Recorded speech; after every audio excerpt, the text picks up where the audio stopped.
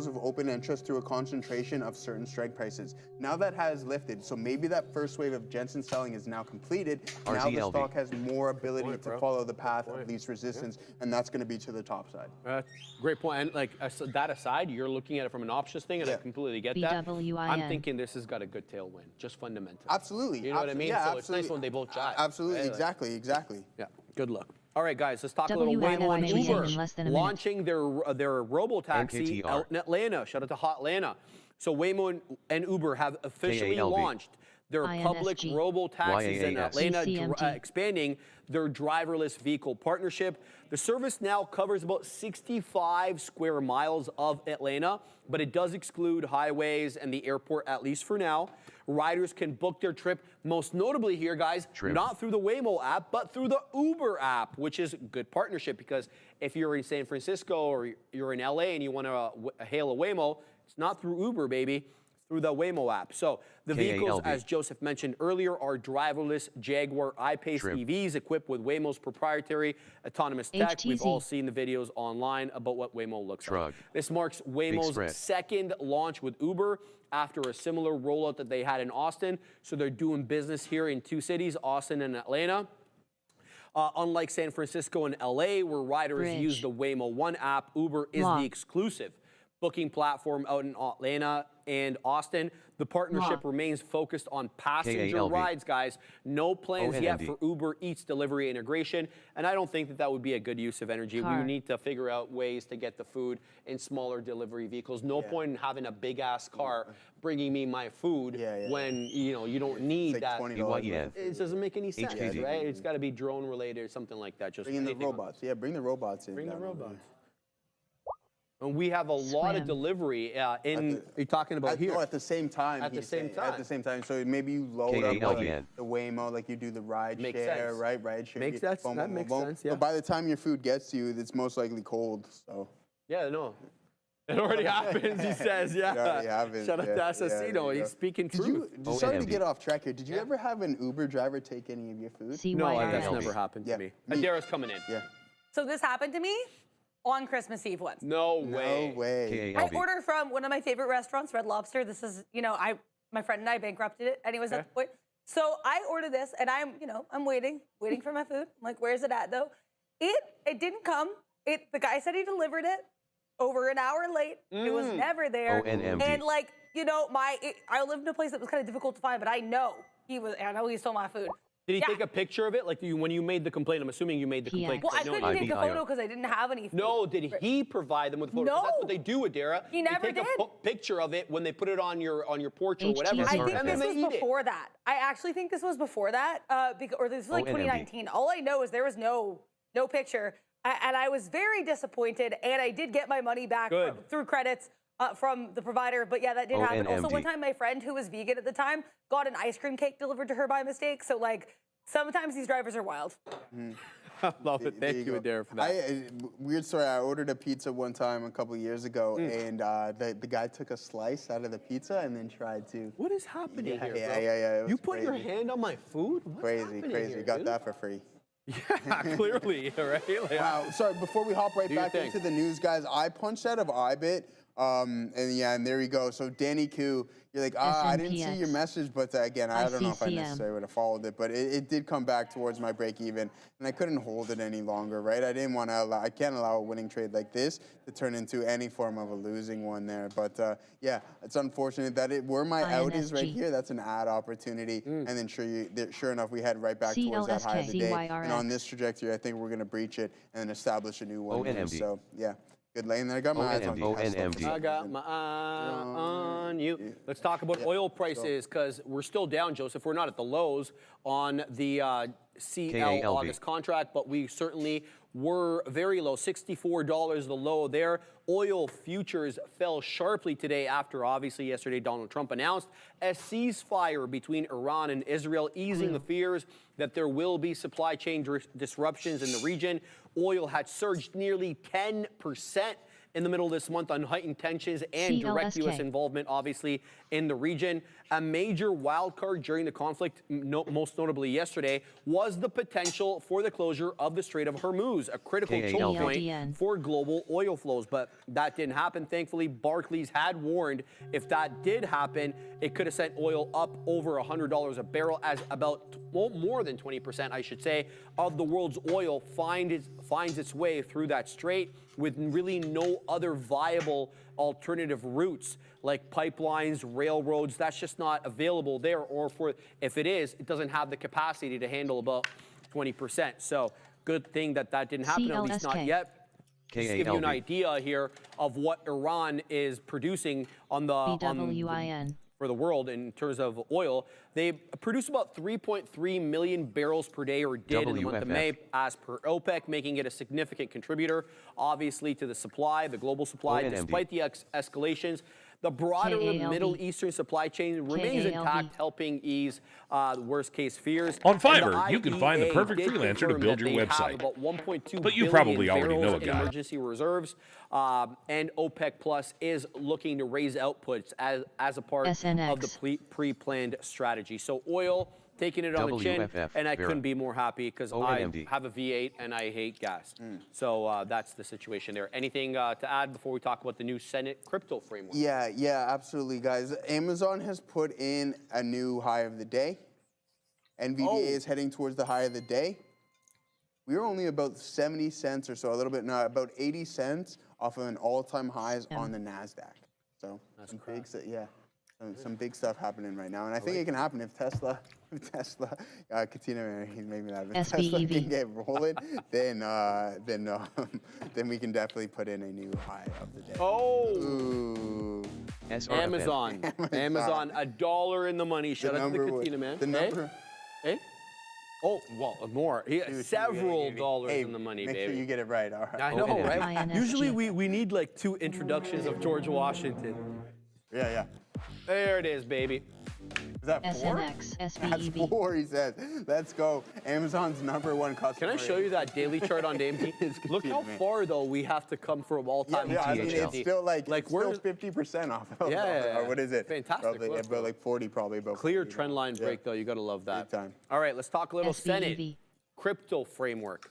Republican senators Tim Scott and Cynthia Loomis, you'll remember her as one of the biggest proponents of crypto in the Senate, they are unveiling a legislative framework today aimed at establishing clear digital asset rules. The future bill, which they're introducing today, will define when a token is a security versus when it's a commodity. Obviously, a good question of law there that we've seen brought up many times. It'll allow crypto exchanges to register either with the CFTC or the SEC, and it will look to scale back the SEC's oversight of digital currencies. The co-sponsors of the bill include Thom Tillis, Bill Hagerty, highlighting the growing GOP alignment on crypto regulation.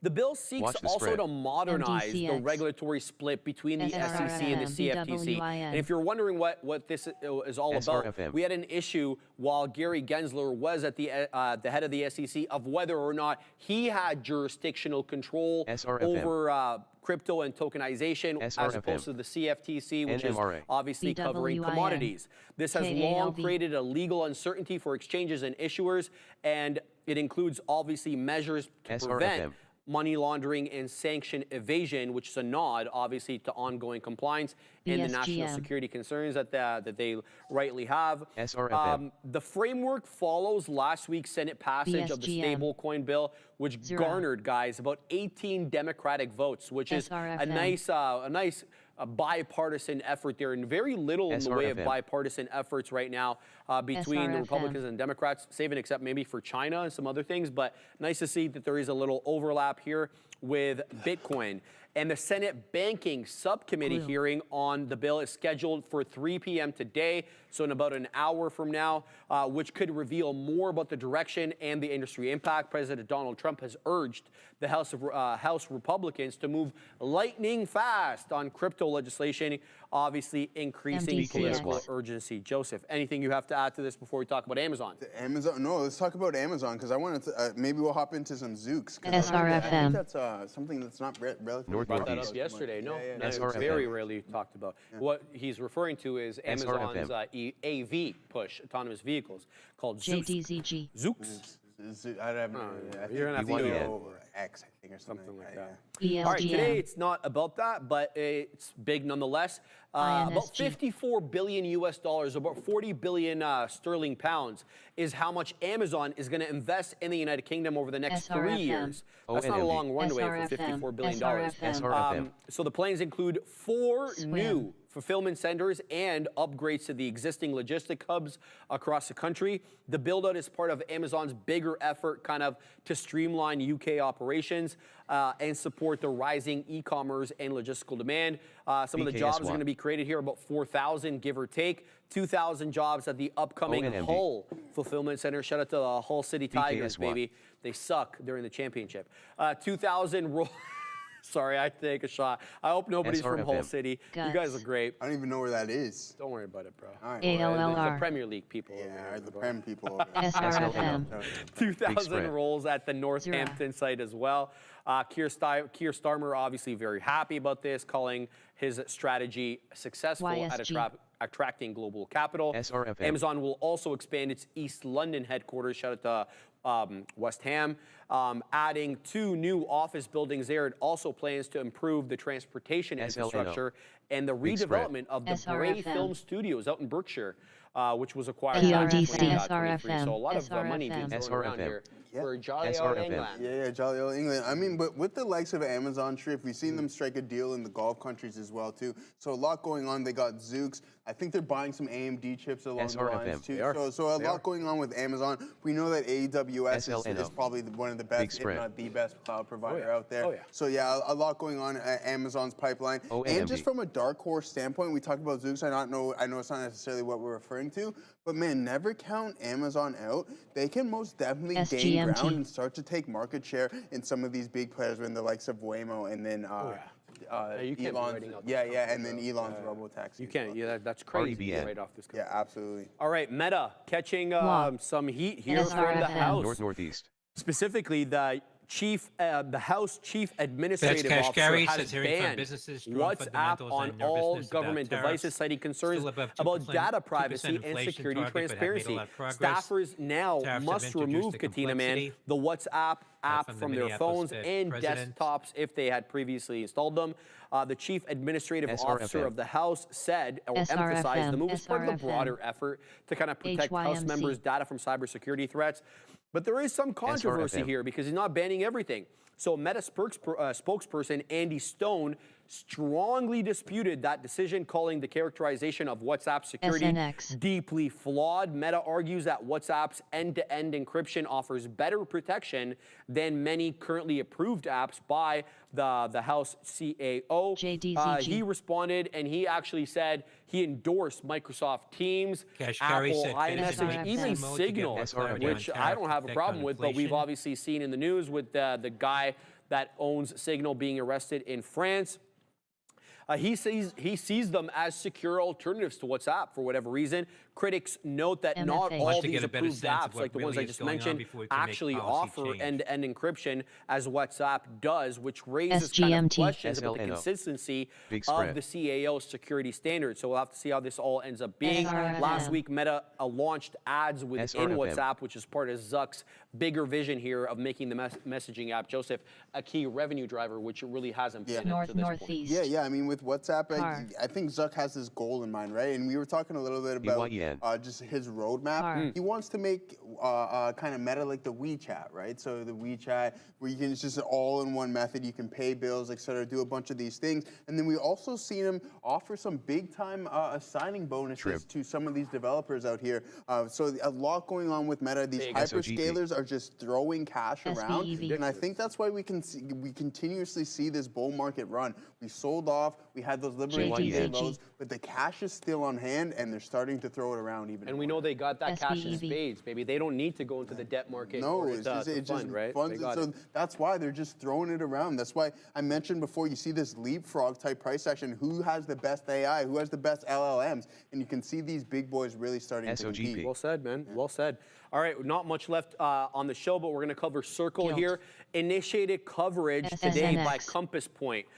They actually rated it neutral with a $205 price target. Circle, I'm looking at it right now, it's down 11.5%. So a really tough day for CRCL. The analyst acknowledges Circle's leadership in regulated stablecoins, but he does flag the distribution limitations and the valuation. You'll know what I mean in a second there. So Circle is the largest regulated issuer. Regulated because Tether is not offering programmable features like smart contracts, chargebacks, AI integration, all that strengthen its position. However, distribution is king, quote unquote. Success will depend on Circle's ability to reach mainstream users beyond the crypto platform, and that has issues. How come?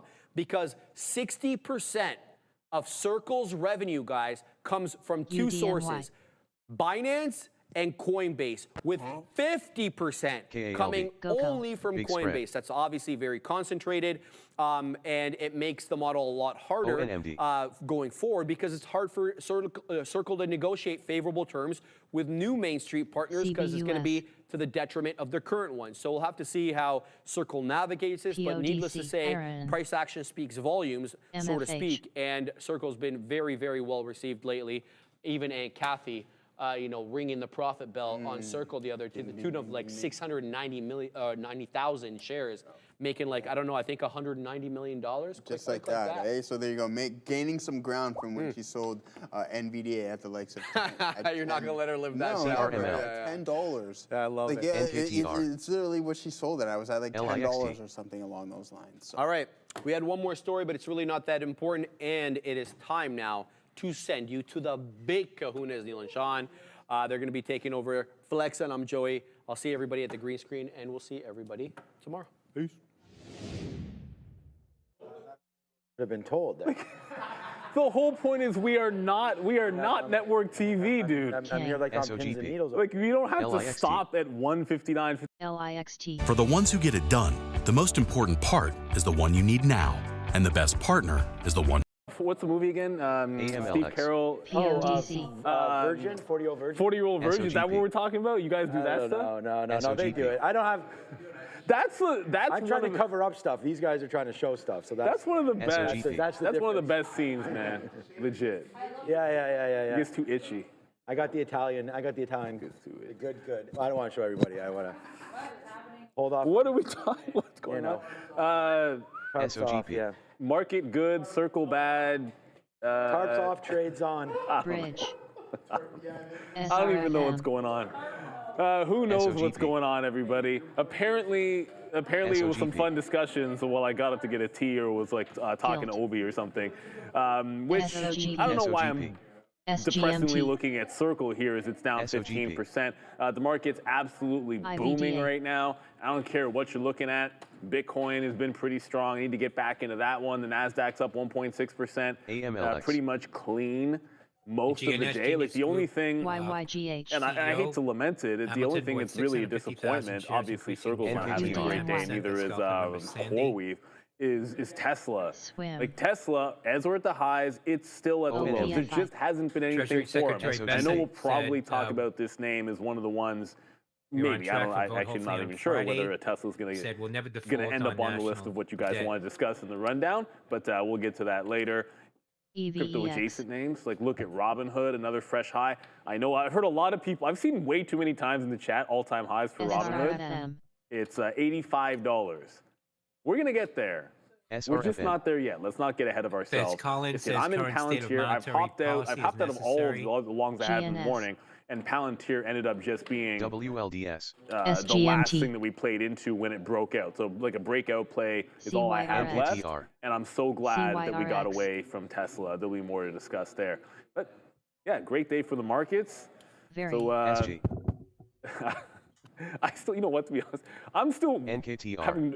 I'm trying to figure out how the conversation got to Tesla in the first place. Have you watched the midday show in the last? No, and it just, but usually thereing some kind of a segue that gets you to a topic. No, these guys are just talking. They were just talking like normal, and they're just like.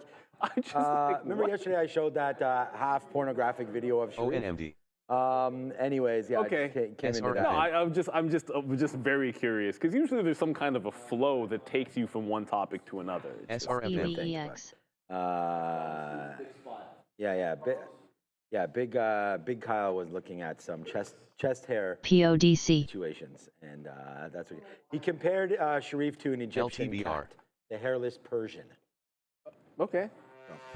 Anyways, it's all good. All right, so just real quickly here, Amazon. You know, we were long into this one right when we left you. We got stopped out there once it broke 215, 212.50.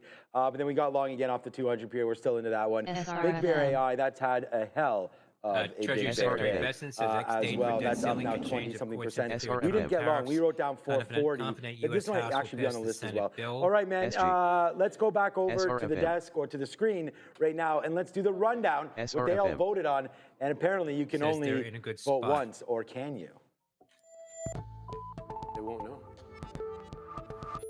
HCAT. Welcome, everyone, to the Afternoon Rundown, the show where you decide what we talk about every afternoon. CYRX. The big boys, well, they're locked, they're loaded, and they're ready to look at the tickers as decided by you. But the only way to get those tickers up there, join Joseph and I on the midday show and get into that chat. Super easy way to vote, guys. $3, 4, or 5 letter ticker, and it votes automatically, guys. So make sure you're voting, liking, sharing, and subscribing if you're not already subscribed. Here's a look at all 4 major averages, all 4 decidedly in the green, being led here by the triple Qs up 1.6. A good look for Russell as well, up 1 1/4 with the ES up 1.17, and just a little bit ahead of the ES is the Dow up 1.19. So a good look on all 4 major averages. The first ticker, as decided by you with the most mentions in the chat, TSLA, had a great day yesterday. Started off well today in the pre-market, boys, but is down now almost 2% on the back of this headline. The NHTSA looking to scrutinize the launch of the robotaxi after some videos showing erratic driving by some of these robotaxis in Austin, boys. Yeah, you know, sometimes every now and then you might spill something on a nice shirt, and the best thing you can do is just not sit there and like rub it in like a fool to make it worse. Resembling Timu that's all you do. You can like the long in Tesla, but you didn't have to. You didn't have to fight it the whole way. You would have just want to get me in trouble. Could have just made a mess of Tesla. I wanted to play it off to 350. Well, I mean, do you see anything bullish about? I see something bearish about 350 in a second, but there was nothing bullish about it when it got down there. I took one bounce. There it is. There's it bouncing, trying to reclaim 350, and then breaking the prior low. In hindsight being 2020, let's be real, trading other things at the time, and we'll get to, they're at the bottom of the list, NVIDIA and AMD. But at the moment that this came back through VWAP, or came to VWAP and rejected 350 the other direction, that's about 950. We'll show what we were doing at that time because it would have been the chip names. But ultimately, I guess it's a bigger deal than what I saw. That said, we can slow our horses. It's only down 2 points today. It was up significantly more than that in yesterday's trade.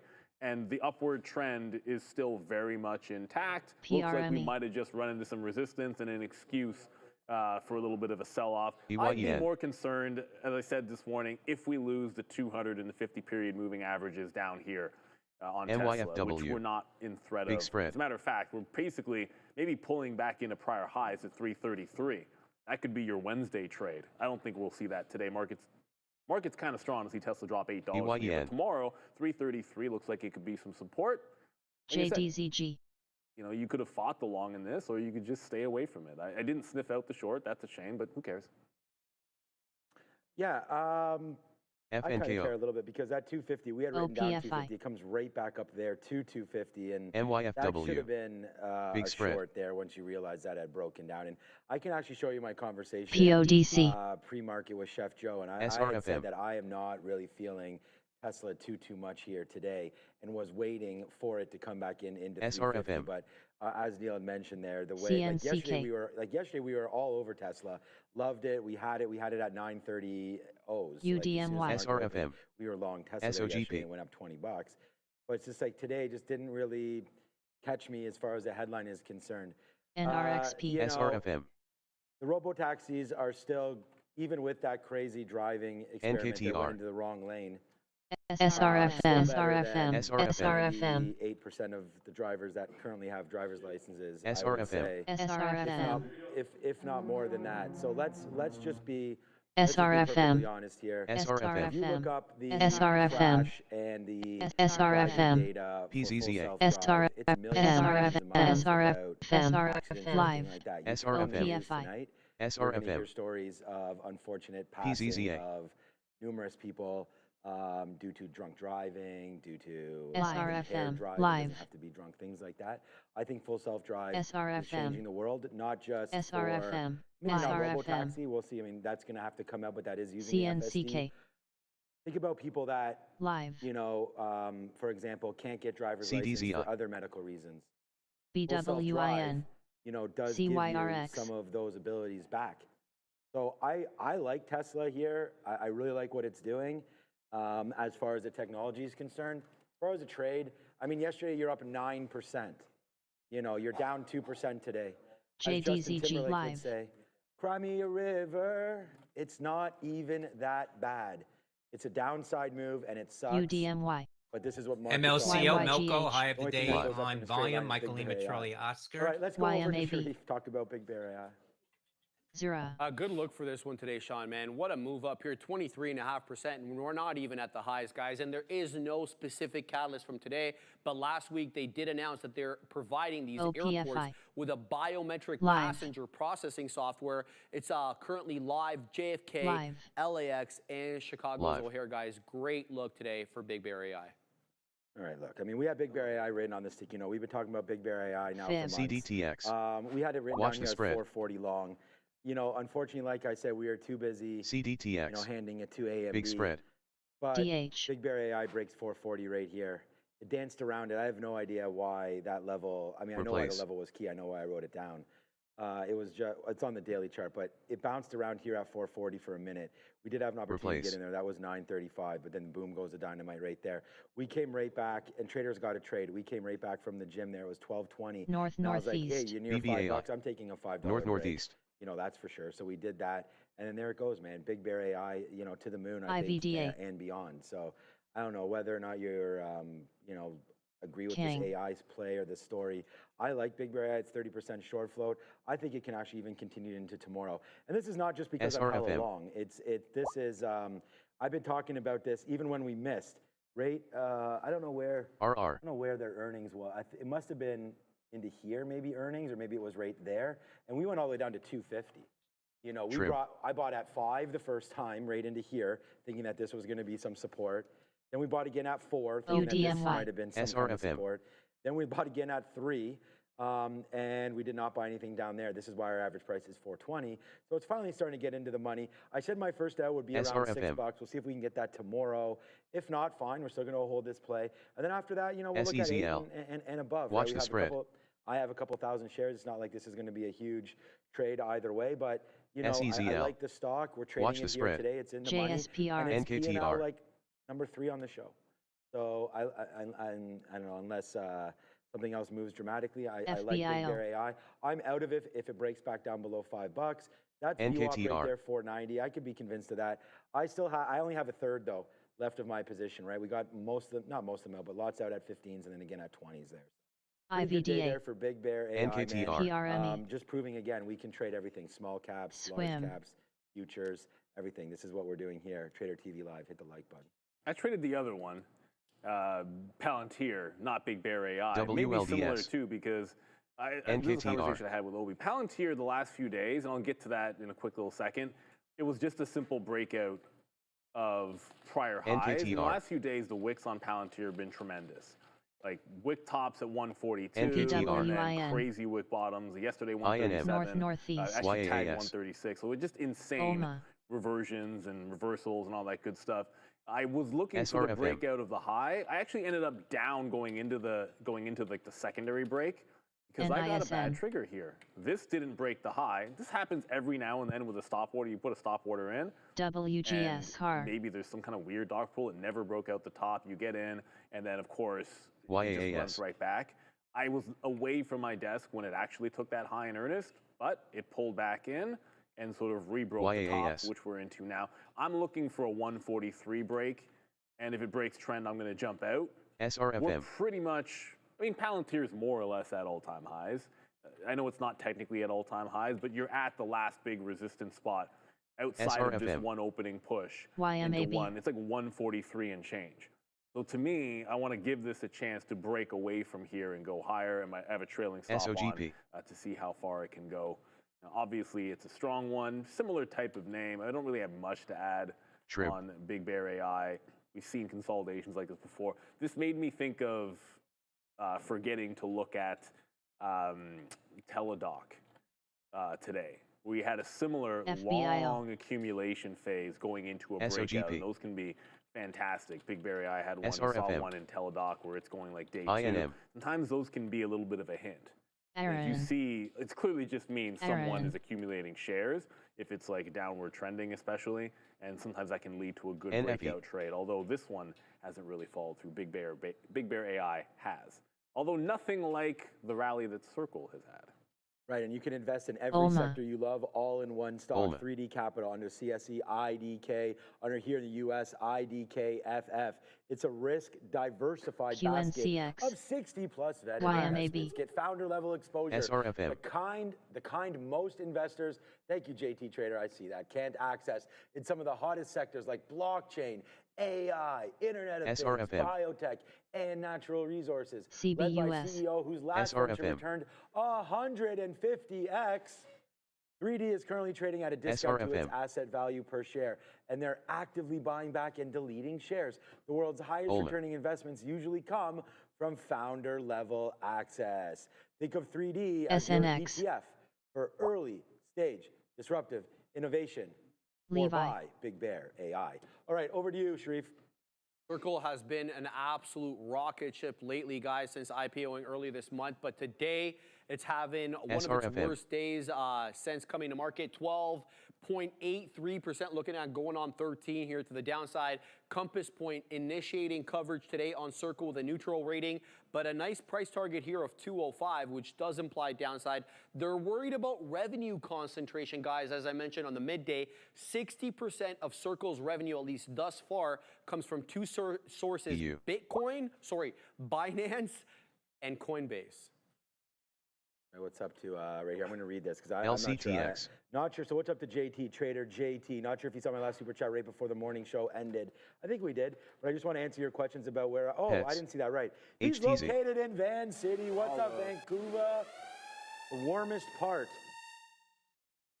Is it though? In Canada, well, province. I don't know if it's BWIN. Like Victoria might be warmer there. I don't know either. What is the weather like? RYET. Well, I mean, it's not probably not too much warmer than where we are right here. Waking up at 5 a.m. We appreciate that. Oh my God. For the show was rough at first, but it's definitely been worth it. Look, man, we appreciate that. I'm gonna hit that like button and say mad love to you and thank you for all of your support. I mean, as far as I know. GEHC, LTBR, FDA approves expanded use of digital healthcare as trading in there as well. Like you talked about, Alzheimer's diagnosis and monitoring. Career since Scalp Echo Hotel but we've helped that out. So let me know, what maybe your biggest win has been over the last little while, and yeah, we'd love to discuss that and just celebrate, everybody that's on our show. And I said this morning, what you're waiting for is Circle to do something like this or do something like this and give you a top and give you a top. Well, I mean, that's pretty much what it did. DPRO. You just had to trust this 253, 255 area. NKTR. There. We didn't break this area at all since we did to the downside. So, ever since we came back and tested this at 1045, Circle's been a short ever since 1045, and then it finally pays off when we get that shelf break right there. And I don't know, like I probably, if I was in this, I probably would have only been holding half of this kind of a break because every time it came down, I got frustrated that it didn't break. And then there's the reload back in again. And all you really had to do was watch VWAP. It's actually pretty. I'm not gonna use the word pathetic because we always miss trades, but like if you're looking at Circle today, I went over this trade already. VWAP in the afternoon. You could rewind it to yesterday to this morning when I talked about that. But I mean, I missed the trade there. SOGP. Yeah, VWAP, Circle, go boom. I said this was always a short squeeze, and that's what's happening. And there's still a lot more downside to go for Circle. So if you missed that trade, that's okay. Don't worry about it. There may be another one even today or tomorrow. Right now, it's looking like 235 is your new top. EUDA. Yeah, certainly. The other thing to consider with Circle SRFM. is it's not the same thing as CoreWeave, but they fell apart at the same time. You know, the hedgies that do one thing like to do something similar. So you probably had shorts in both. You could have had longs that were coming out of both at the same moment. That type of a thing. ONMD. And there has been, there's been a day like this already in CoreWeave that you can use as a little bit of guidance for what could end up being next. Like, go to the daily chart. Like, the biggest move came when CoreWeave parabolic up, like its last leg up, and it pulled back $30. It pulled back 20% in a single session. What ended up happening is it held the prior day close, and then that signaled a rally back into the high. So I think if you're waiting for a bullish move in here, then I think you got to wait till tomorrow. See if it holds whatever low gets made today. Will that be 210? I mean, I don't know. Minneapolis Fed That's President Cash level Carey that's said sort of obvious on the chart because that's where it bounced last time. So maybe it's that. Insurance companies don't want you to know this. Homeowners, if your insurance rates keep going up like that 300 NKTR fail, and some of the way that it wouldn't go in the afternoon yesterday, we were talking about, and it looks like it's just kind of winding in. That's it. Look at CoreWeave. Just because you get one 20% day or close to 20% day doesn't mean it's going to go down every day. That's not what CoreWeave did. I'm not sure Circle will be that orderly to the downside either. All right, guys, here is a look at NVIDIA up 2.25% on the day. No NVIDIA-specific catalyst today, but we did get this headline earlier this morning. Jensen Huang selling about $15 million in NVIDIA stock, the first sale of a large planned sale, guys. He had planned this earlier. He still has more to go, up to 600,000 shares by the end of 2025. Well, I can tell you, NVIDIA, a couple of times long this stock, but if we're good to go, this analysis on NVIDIA is going to be, are we? Brought to you by VinFast, everybody. An interesting article by Zoltan Ban on Seeking Alpha came out with VinFast's developing market strategy and starting to catch Cash Carey said it's investors' possible attention. the Fed could While cut rates when inflation is still competition high strong if labor in the US market and Europe, deteriorates they're sharply. focusing on fast-growing markets like India, Indonesia, and the Philippines. With rising oil prices, EVs are looking more appealing. Q1 showed major progress. Losses per vehicle dropped from 61K to 18K. It's ticker VFS on the NASDAQ. VinFast, definitely one to watch if you're interested in more. You can always scan the QR code out in front of you. SRFM. Replays in NVIDIA. CIGL. And ultimately, it came down to SRFM. I mean, we know Jensen Huang has been selling some shares, but whatever was happening was sort of obvious between 145 and 146, where it just could not seem to break the last couple of weeks. Every time you'd get above 145, it would close underneath that. So we're getting rejections at 46. Missed the breakout. Obviously, if you're looking at AMD, which we'll get to next, SRFM. you weren't going to get the breakout in NVIDIA, but it pulled back several times. First initial dip for a scalp, it lost just under 147. Then it managed to hold a dip into that said 146 level. That played back in the highs, had a VWAP retracement. It still hasn't made a fresh high, but the VWAP, I think, is the afternoon play on any kind of a dip. Now that you're clear of this 146 area, 145, 146 area, all that's left is to get to the all-time high. So unless we drop back underneath 145, the play to NVIDIA's top, farther, play to NVIDIA's top, I think is next in the low 150s. Maybe it's a nice slow grind, but looking long until we get to that level at least. Okay, so for me, NVIDIA, I mean, right now we're in $1.50 in the money on NVIDIA, and we played it pretty good this morning. SRFM. SRFM. Maybe get away without showing you that wick. Okay. Yeah, my head's not in the way. Okay, good. So right into there. So NVIDIA came right through, right? We tried to buy the 50 period. We tried to buy VWAP. And then all of a sudden, bang, comes right back into 146. So that was a level that we were looking at pretty much all day there, 146. So when it came in, we liked it. And it came in pretty good. So I just got to change my cancel here. Make sure I get the right fills. There comes 146, nice bust right back into the highs. Now you're taking out the highs again. We have a very, very small piece attached right now. But I like NVIDIA. I think it's one of the winners as we approach. And it needs some pickup, right? So it needs to get going still, NVDA. And if it does, then you're going to break through that 153 all-time high. So I think just NVIDIA right now. Microsoft is through the highs.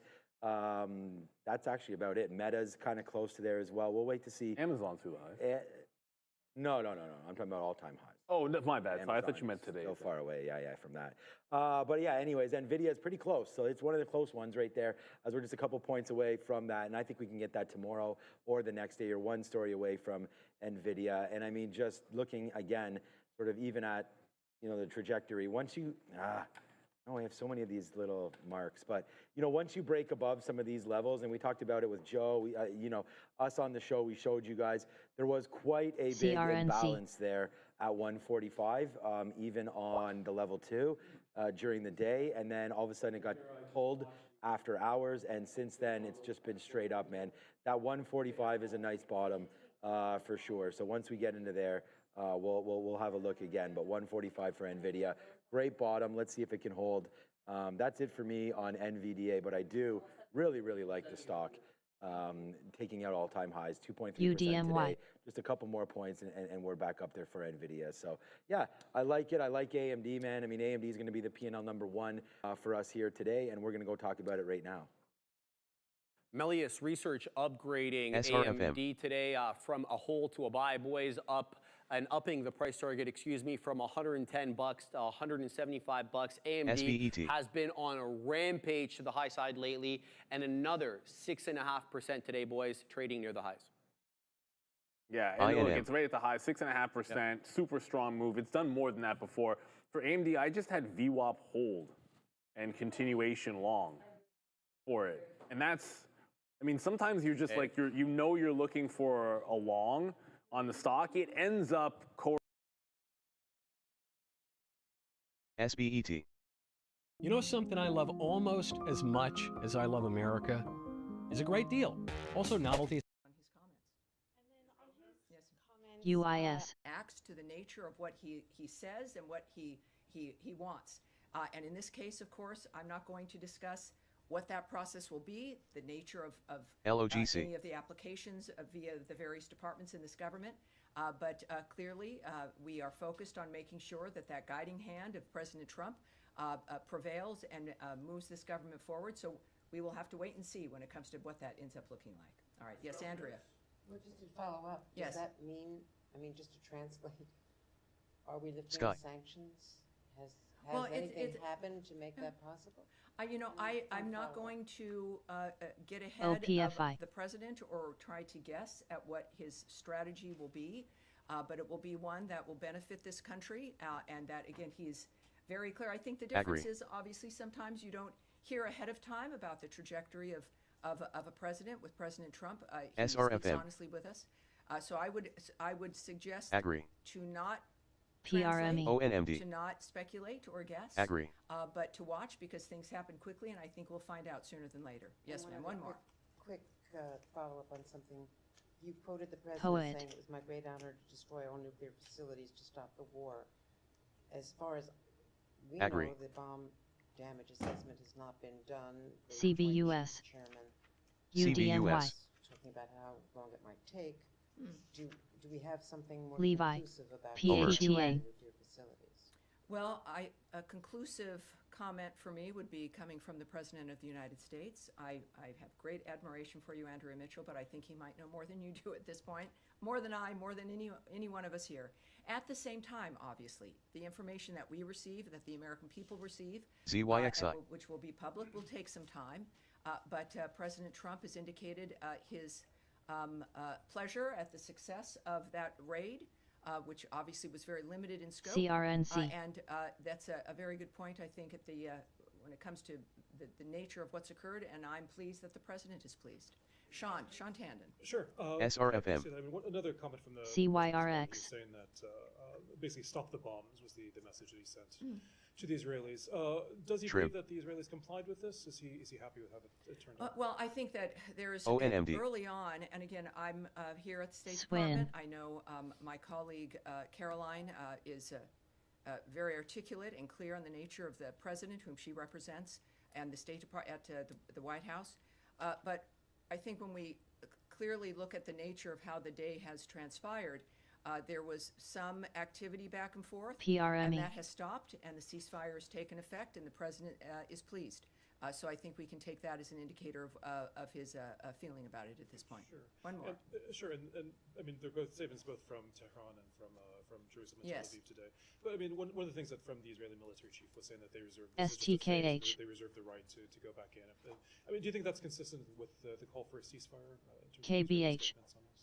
Well, I think the statements that we've looked at that we care about are the fact that both, certainly Israel has agreed to the ceasefire. And we believe there's a statement from Iran that has done so as well. So those are the statements that we care about. All right. Yes, sir, in the back. Right there, sir. Yes, sir. Thank you, Tammy. Obviously, pretty epic diplomatic developments last night.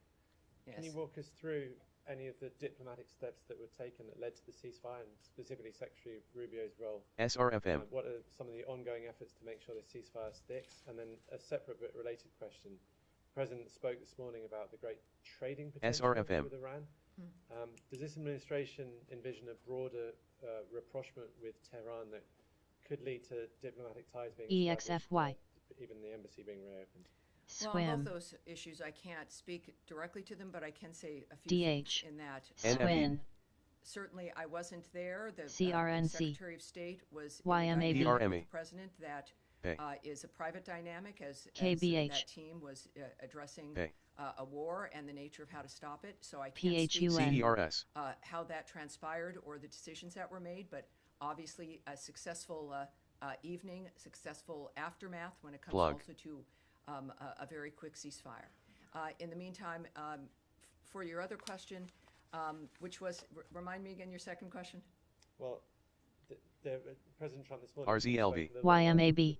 potential for trade with Iran. Oh, the trade question. I was asking more about the yes, obviously, again, while I can't speak obviously to the choices President Trump will make, PRME. what we do all know is that he is a businessman.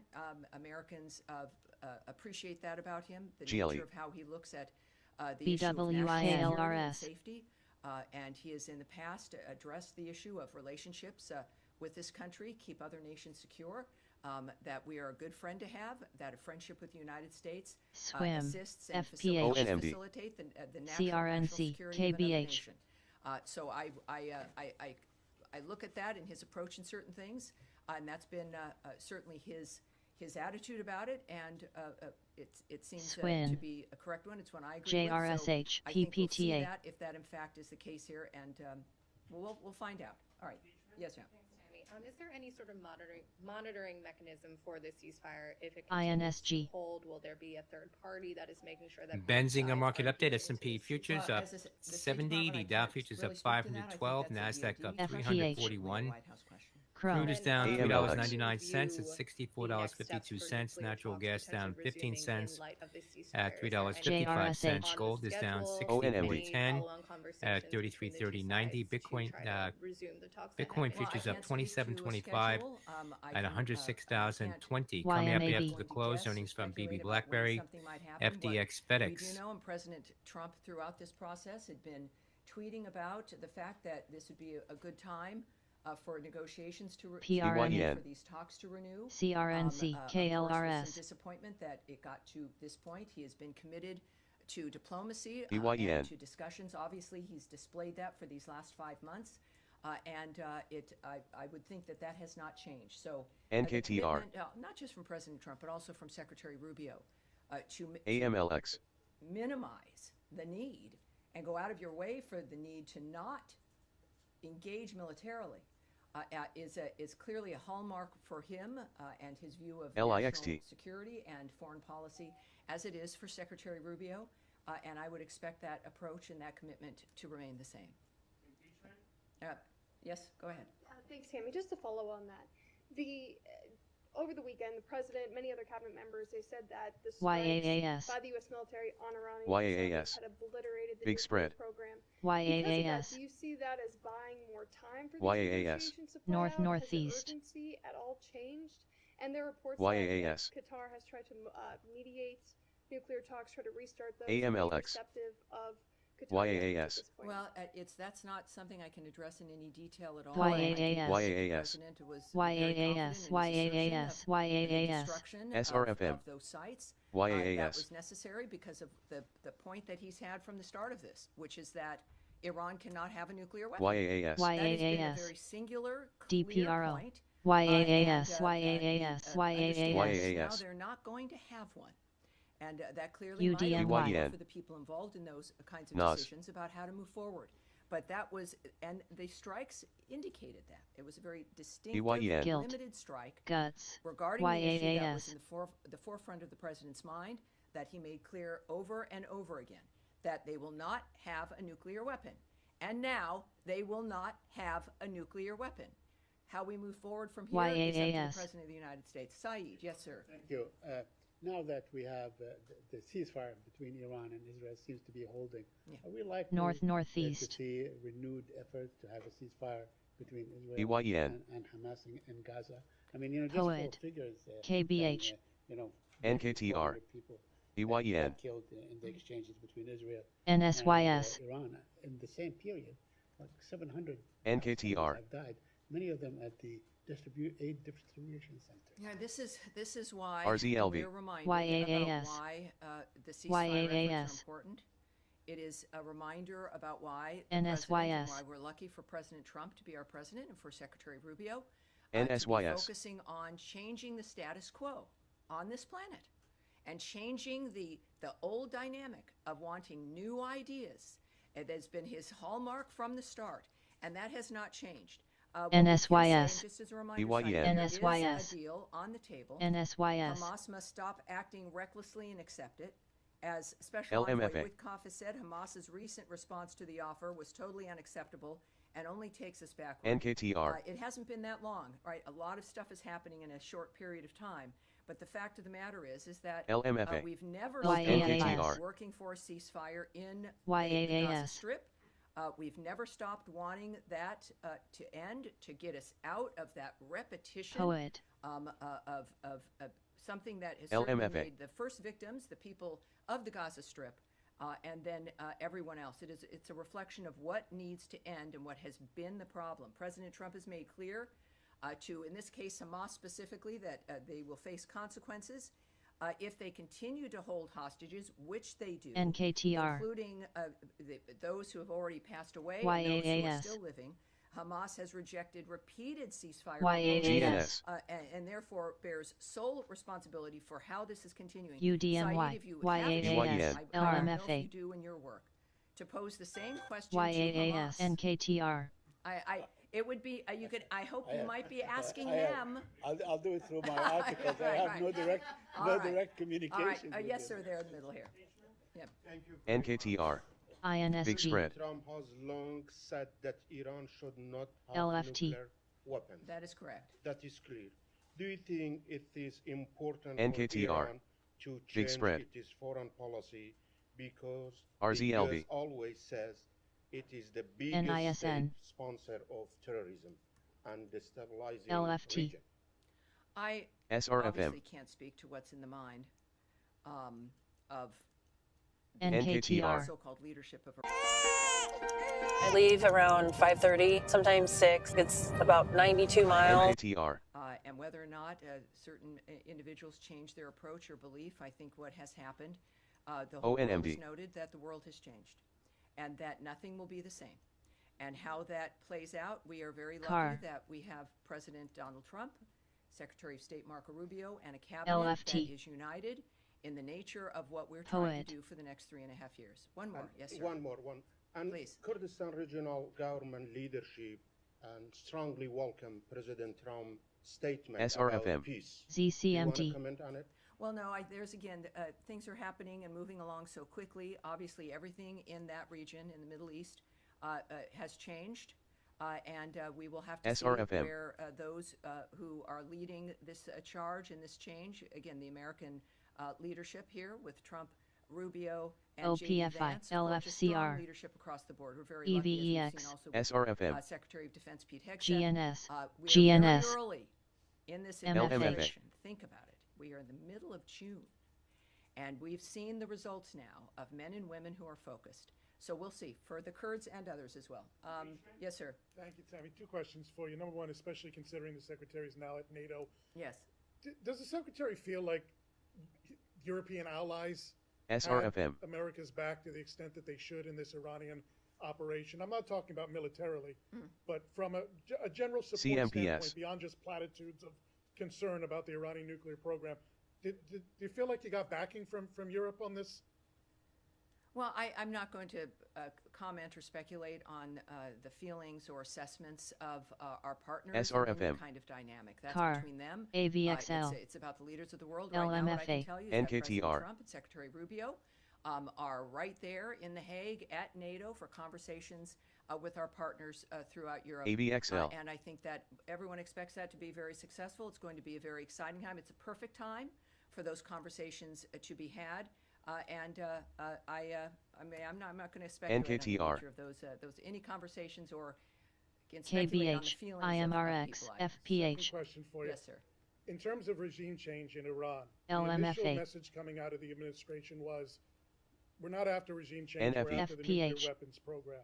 Then the president remarked today, regime change is not a good idea because of the chaos that it would KRMD, cause. So what is the administration, specifically KRMD, KRMD, to Iranians who are suffering under the oppression of the regime?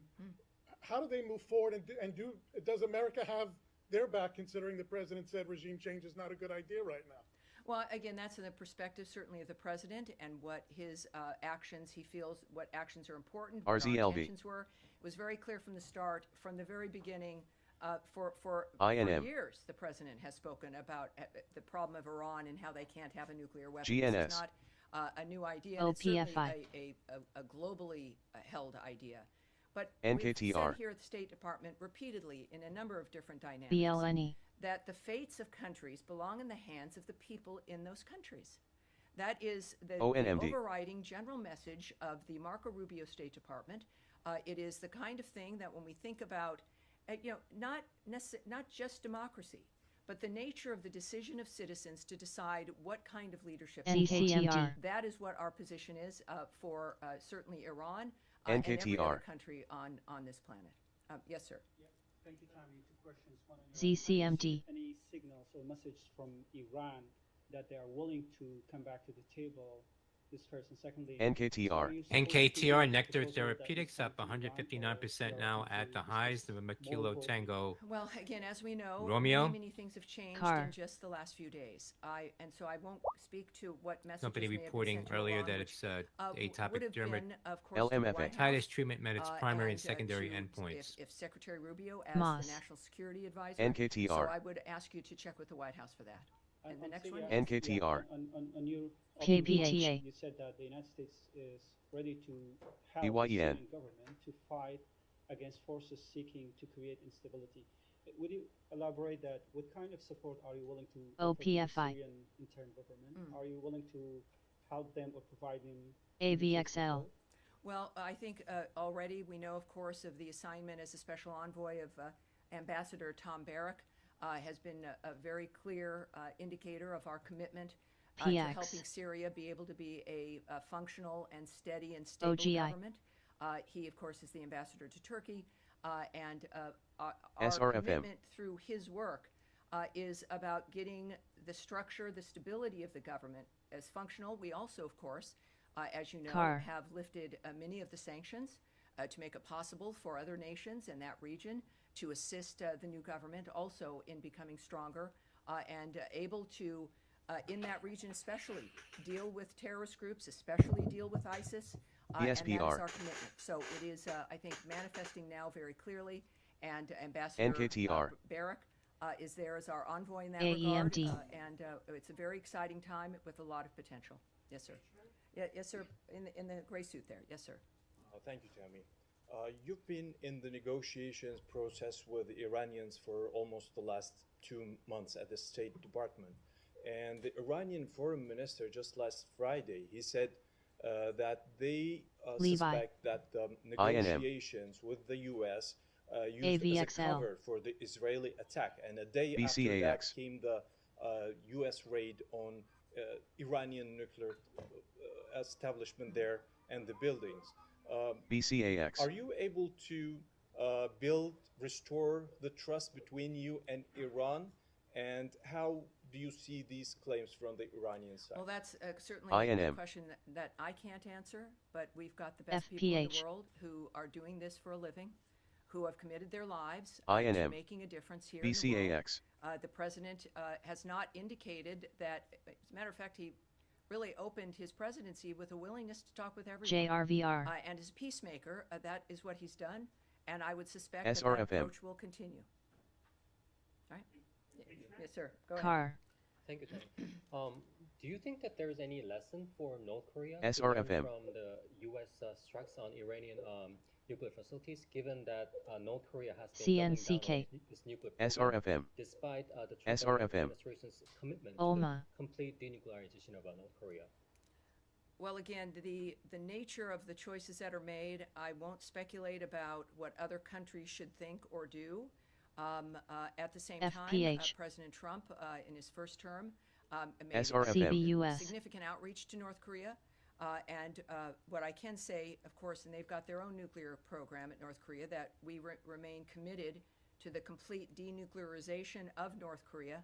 That remains a commitment. If the North Korean nuclear issue can't be resolved through dialogue, I'm not going to speculate on hypotheticals at this point, but thank you very much. All right, yes, there you are. Hello. To follow up on North Korea, has there been significant outreach from the State Department to the North Koreans? I'm not going to speak to any NISN. whether they exist or not. INM. Diplomatic efforts outside. All right. And yes, go ahead. Thank you, Tammy. I just wondered whether you have any further information on INM. Reports of a drone attack that happened Car. to multiple Iraqi military sites early this morning, local time, Tuesday. Whether you know at all whether Iran was behind those drone attacks at all? I would suggest SOGP. that the DoD might be the place that might have an answer to that. Anything else? All right. Daphne? You're good? All right. And then, yes, go ahead, sir, at the end. About the material that was removed from those nuclear sites. There are satellite pictures of trucks lined out. Oh, nothing. I can tell you nothing.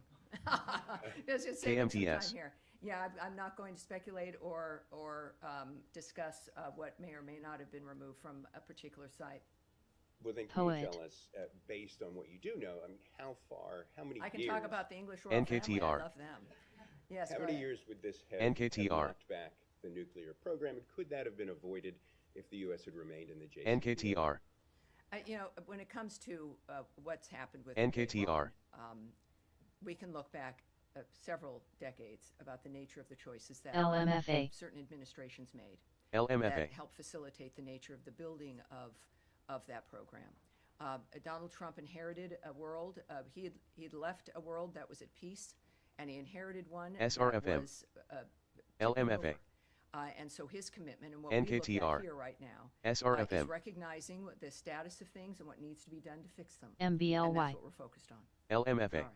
And Matt Lee, I have a feeling you might have a question. I vaguely remember that. Well, I did, but now it turns out that the you have a different one. YAAS. Okay, good. NKTR. All I was trying to find out was you didn't mention it that YAAS. Bibi was an American, which it turns out that he is. But KBH. Has he been wrongfully determined to be wrongfully detained? We have determined that he has been disappeared. YAAS. And that he has not been heard NKTR.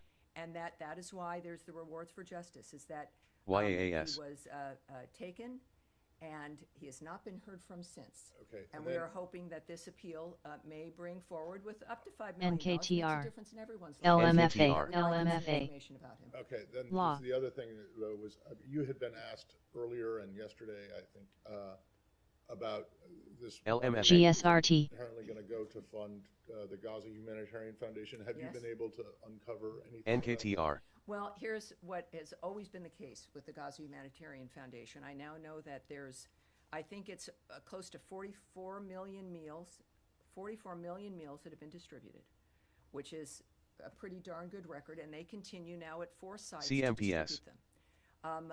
We have repeatedly... COIN Coinbase, more highs now. Coinbase shares up about 13%. Charlie Oscar, India, November. GSRT. That region and that area in particular, that we've got to have new ideas about how to change the nature of what's occurring. The region has stepped up, other nations have stepped up, agreeing that the situation in Gaza has to be dealt with differently. We have to refuse to let it continue.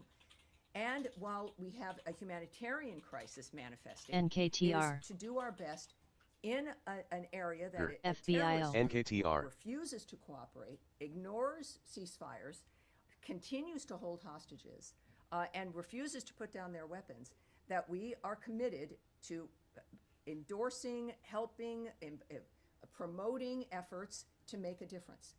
When it comes to how that will manifest for the GHF, I can't say right now. But again, it's nice to know that 44 million meals have been distributed. CMPS. That, like everything else for the last few ONMD. days in the Middle East, everything has changed. NKTR. How that manifests in the Gaza Strip is yet to be determined. But I'm sure CMPS. we have another briefing on Thursday, and who knows, CMPS. we'll have something new at that point as well. All right, yes, go ahead. And this will be Tammy, it, yes. This weekend, Keith Kellogg went to Belarus. WGS. Secured the release of Big 14 spread. political prisoners. Do you have any more details on those efforts? And did the Lukashenko regime get anything ONMD. releasing these prisoners, sanctions relief? I do have a few things I can say to you about that. And this is the condition of our world. This is a huge story, and it really is, comes up later, but it tells you the nature of what's transpiring. While in Minsk, the U.S. delegation led by General Keith Kellogg, Special Presidential Envoy for Ukraine, met with the leader of Belarus and his team. Special Envoy Kellogg discussed the Russia-Ukraine war and how President Trump is pushing hard to stop that war and end the killing. And Deputy Special Envoy John Cole led the discussions on U.S.-Belarus bilateral relations, which resulted in the release of 14 long-held political prisoners from Estonia, Japan, Latvia, Poland, Sweden, and Belarus. And that is the result of what you can do with diplomacy, with envoys, and with a commitment to peace and freedom for people around the world. NKTR. And we are blessed to have President Trump as our president, the wisdom of the American people, and of course, Marco Rubio is our Secretary of State. We are 5 months in or so to this administration, and it's an honor to be here. Thank you, everyone. I'll see you on Thursday. Thank you. EXFY, poet.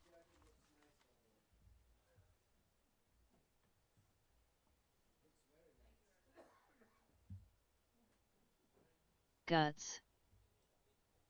INM.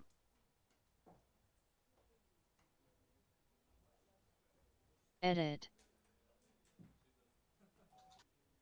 IMRX.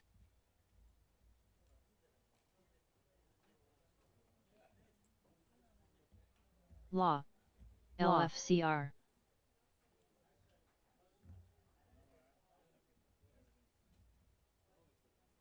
CMPS.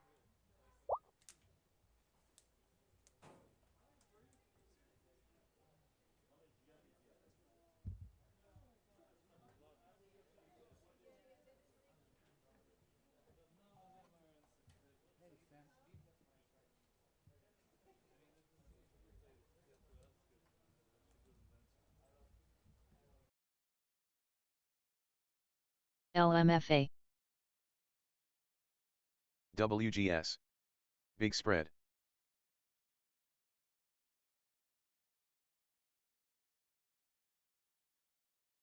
MNMD.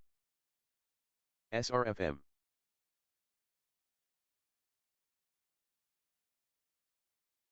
SRFM.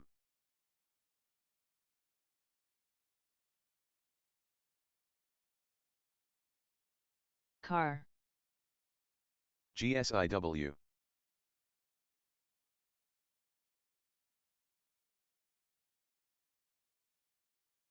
GSIW.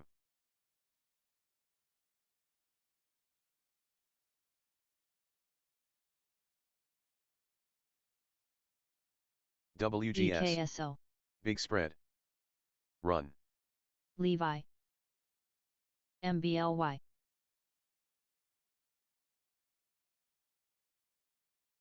Run.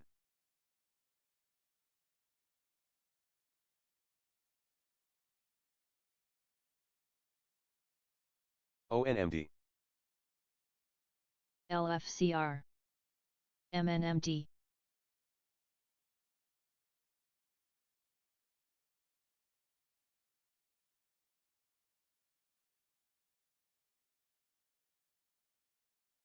LMFA.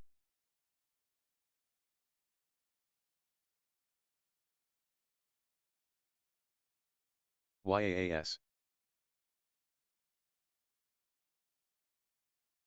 SRFM.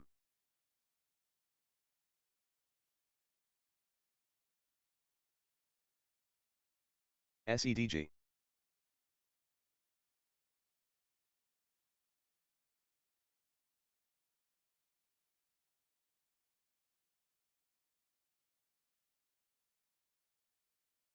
corresponding with a price expected them is on this dip. Run. The 200 period moving average on the stock has been YAAS. completely. You have to go way back. Zoom out to here. LFCR. And it's like August of last year Run. when it bounced off it and has done nothing but be nonsense right up until this move in May. And now all of a sudden you're bouncing clean. Accumulation at the 200 period moving average and a break of trend on Instacart.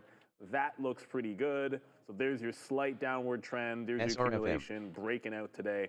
Maybe you look for some continuation in this play tomorrow. Volume.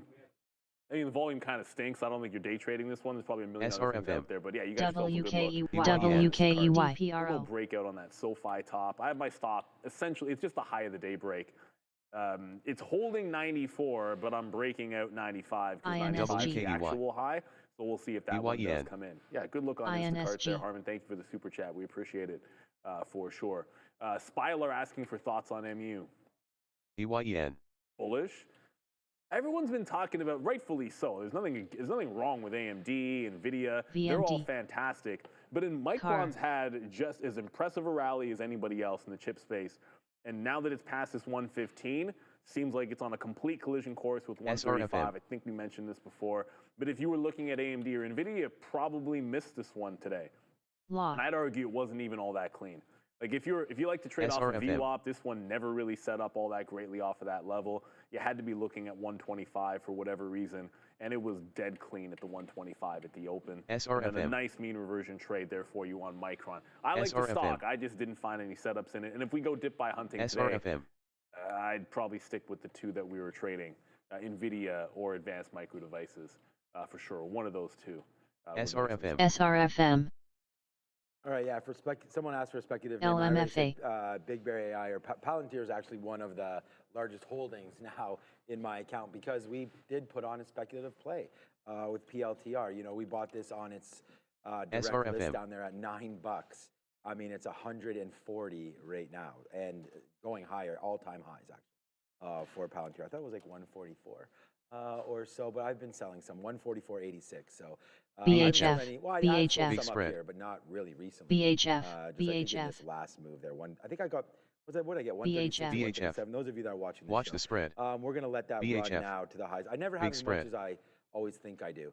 Again, but all right. That's Palantir. So that would be maybe a speculative name that you could hold as well. All right. Let's see what else is popping off here a little bit. Just going over our e-signal trade rate here. You know, here it is, Tesla. So we already looked at Tesla. Again, for everybody, there it is right there. I was talking about VWAP, so those of you in the chat that were asking me about like what my play was going to be or what I'd be looking at, I did say that. I liked that play there on VWAP for Tesla. It has to get there. And if it doesn't happen, then yeah, that there's not going to be a trade for me. Got to let it settle down. I mean, remember what this market's been doing? Nothing in the afternoon. I think maybe if you take out the high, then you can really get going. I'm already long everything, man. We've got AMD's $4, Nvidia's going, Amazon is going. SEDG. There's Nvidia Tesla run moving up again here today, so that would be something here. Sun run. That looks like it wants to go. This is all by e-signal. SEDG. The trade rate right there, picking up on Sunrun. Sunrun starting to break higher right now. I mean, I like that call coming in for Sunrun. Nice break there. We saw the TAN ETF get going again over the last couple of days. So Sunrun right now doing pretty good. Watch the spread. For those of you looking at that, that's another name that's upside there. HIMS is there. We talked a little bit about HIMS earlier yesterday. We haven't looked at that today. I thought I did look at it and it was up or down 2% or so there. Now it's up. So HIMS again, nice move. Was up as high as about 2 and a bit percentage points. Looks like it wants to get going as well, HIMS. And look where this is. This could be a good trade actually. Moving forward, right off of those levels right there. Looks like we're trying to bounce off 42.60 or change. SRFM. That's another play Big spread. coming in right there for HIMS. So that could be something. What else do we have here? Apple, AMD, Palantir, Circle. 226. Wow, Circle continues its downside play. Definitely missed opportunity breaking that level right there at 244. There's 250. CAMT. Hearing in my ear right now that Sunrun is getting a pop. We just talked about that. First Solar as well. Yeah, all these solar names starting to go a little bit there. Circle, HIMS, SMC, LGL. LGL. That's what's sort of on the trade right there from e-signal. So yeah, there goes Sunrun. I guess these things are getting a little bit of a bump. I mean, I'm not hearing any news specifically related to this, but there goes Sunrun going, man. I don't know what the short float is. There might be a headline here. Rooftop solar credit bill may be changed in the Senate. One Republican said. So that may be taking them higher. Let's go to Dara. SRFM. SRFM. I'm not seeing anything SRFM, as of right Surfia now Mobility, another for high any now, of these solar names, but lately, up everything with regards to solar SRFM. had to do, to some extent, as Mila mentioned, with bills, often the big beautiful bill. We know that Trump really wants that passed. LGL. There are some solar-related issues there, but I am not seeing anything as of right now on any of these solar plays. Of course, if that changes, I will let you guys know right away. Power hour. Yeah, and just to know, I read that from one account on X. Like that's what I just saw one account on X say something like that. And sometimes it could be right, it could be wrong, but Dara is certainly correct. Most of the times we're spiking because of the bill. There was also a bit of a headline. I don't think the market cares about the geopolitical stuff. I'm just going to get that out there.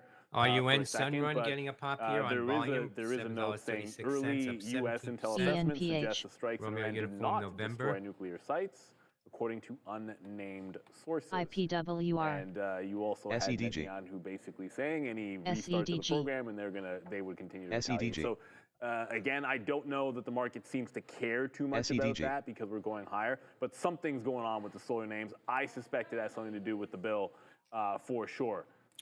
Now I think we're going back to Dara. Could be another update on those solar names.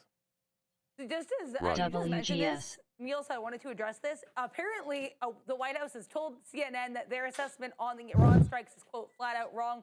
So it's unclear if they're referring to, I guess, these reports that the strikes did not destroy nuclear sites. It's pretty unclear, but either way, apparently, the White House denying CNN's, quote, flat out wrong assessment of the Iran strike. So again, if I find anything else, I'll let you know, just because you mentioned it. I wanted to provide that follow-up. I just got in. Still nothing on solar. CAPR. I heard that about Iran there. I think that unnamed sources, now CNN, but what a surprise there. Saying stuff like that, but we'll wait to see if that's true. I mean, well, it's either true or not. Like, yeah, exactly. Like, who knows? Like, the market doesn't seem to care. ONMD. Right, like we just broke through the highs. Like ultimately, the market's breaking through the highs. If it were true, like maybe it would mean, what would the negative story be there? That they have to go strike again, and then you get more retaliation. Well, the market's saying, who cares, by breaking out the top. ELDN. For sure. So it doesn't really matter. Trust me, bro. Someone says they missed. Yeah, I don't see even oil's not moving on that. The market's not falling on that. SoFi's still trying very slowly to break out. Evan Campbell says irrational exuberance.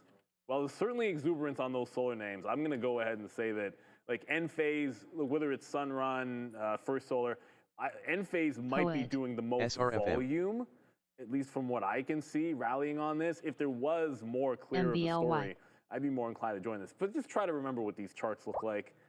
Everyone's been trying to pick up, lots of people, I shouldn't say everyone, lots of people have been trying to pick bottoms on the solar names for a very, very long time.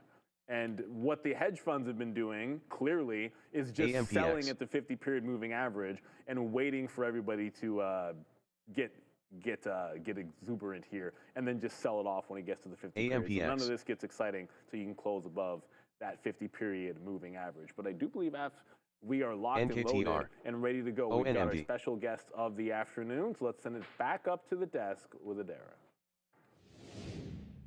Take a moment here to thank our new special guest here from OGen. We have Dr. James Kelly, who is the medical chief officer at Orogenics Inc. and special guest as well here, Pat LaFontaine, an NHL Hall of Famer. Thank you guys so much for being here. How are you guys doing today? MFH. Great. Good to be with you. Great, thanks. SRFM. Well, we'll start here with Dr. Kelly. So for our audience, many of whom are traders and investors, how could you break down, I guess, what Orogenics is working on and why this is right now in this moment? So Orogenics has a novel powder form of a neurosteroid that is a nasal application, actually, then is drawn up through the nasal passages, through the blood supply, right into the brain. And so in very small doses, it actually quickly acts on a concussion in an emergency room, let's say, or some other setting.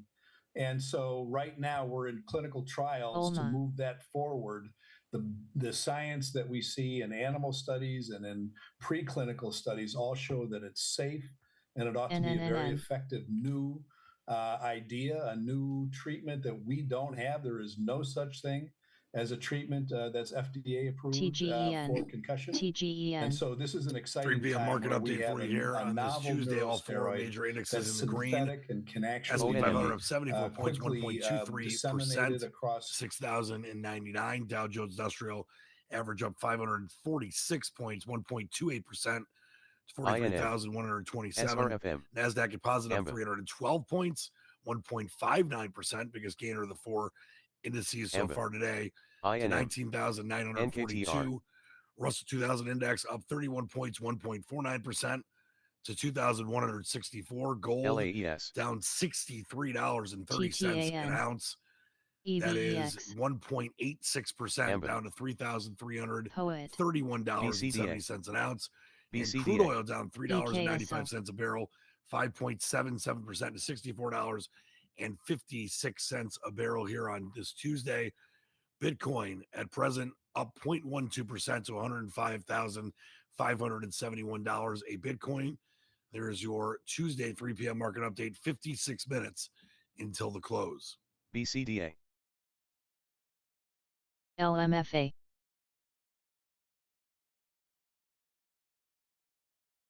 Car. BCDA.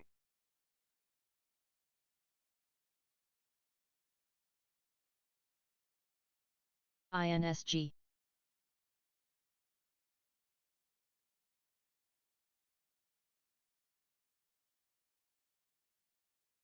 CBUS.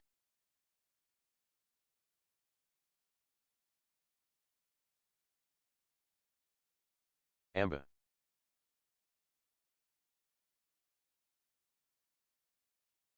ONMD.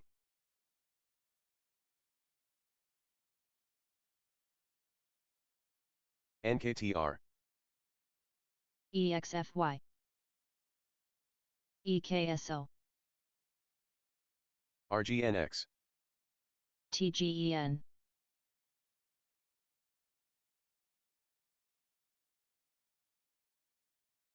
SRFM.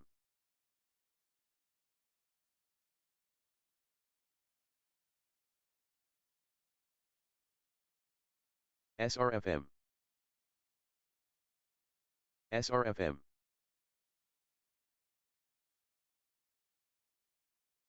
SRFM. NNNN. Car. BTCM. TMTAN. INSG. SEDG.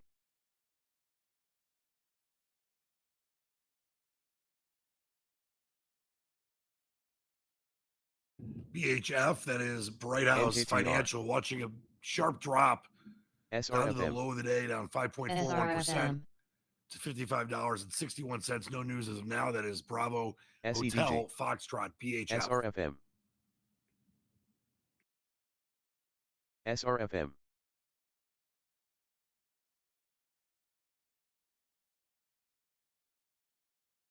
SEDG. SEDG. Poet. SEDG. IMRX.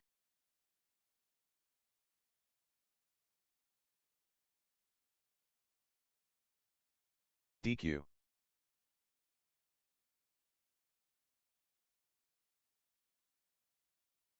TSAT. Big spread. LAES.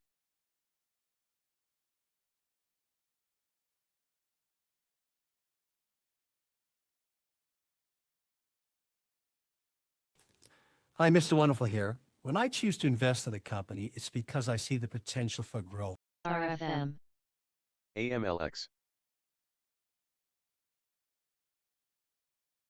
SRFM. LFCR. SRFM.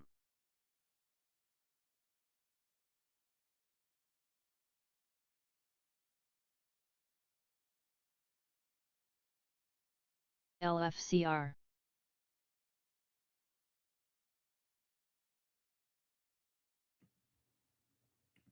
CRCL, that Circle Internet Group, continue to watch that drop at the low of the day, down 14.1% to $226 a share.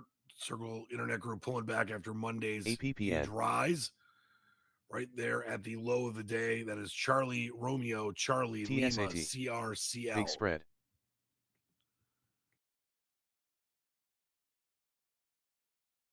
SRFM. SRFM. TSAT. PLTR also seeing Palantir with a nice rise here on heavy volume to the high of the day, up 2.2%, $142.97 a share. That's Papa Lima Tango Romeo PLTR. Run. IMRX.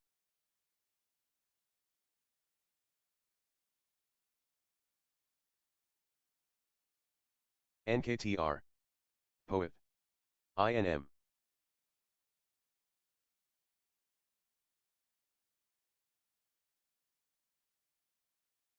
IMRX.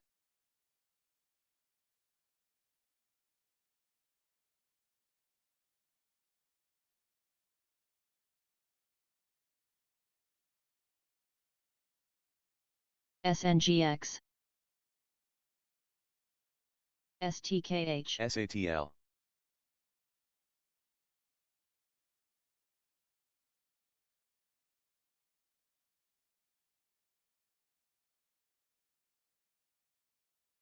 LAES.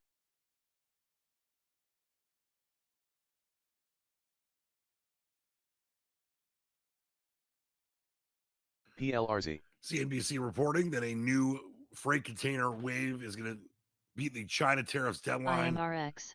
at the nation's busiest ports. New wave of shipping SGRY. containers from China arriving at the Port of Los Angeles HSAI. and Long Beach, California to beat that upcoming deadline for the Trump HSAI. tariffs. That is via CNBC.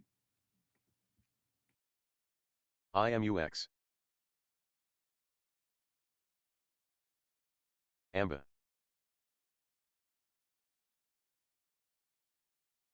NKTR.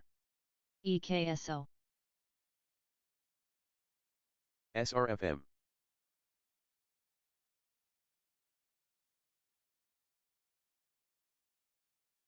CNVS.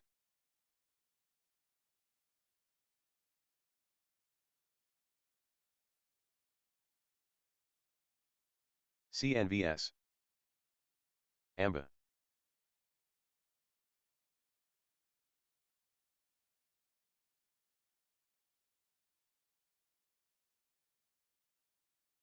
NKTR.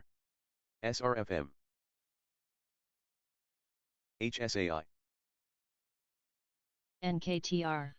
LIMN, that is Limentus Pharma. They have their next HSAI. generation CD47 inhibitor advancing towards human trials in both the US and Korea for their more potent immunotherapy. Shares up 32% to the high of the day right now to $26.41. Very low volume, though. That is Lima, India, Mike, November, LIMN.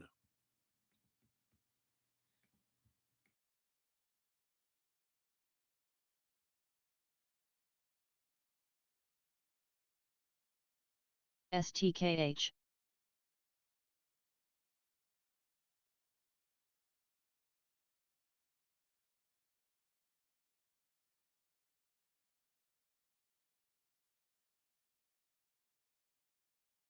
NKTR. YMAB. PRME. NKTR. NKTR.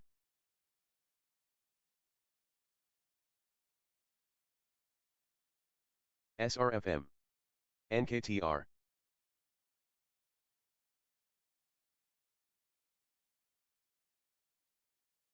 ONMD.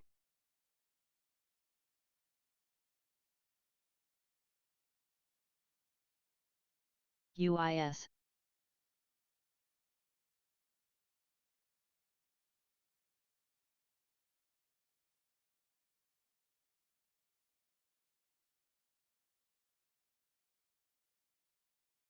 NKTR.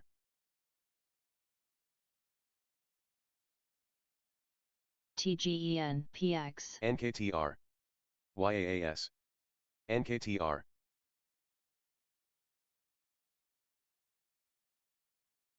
YMAB. YAAS. NKTR.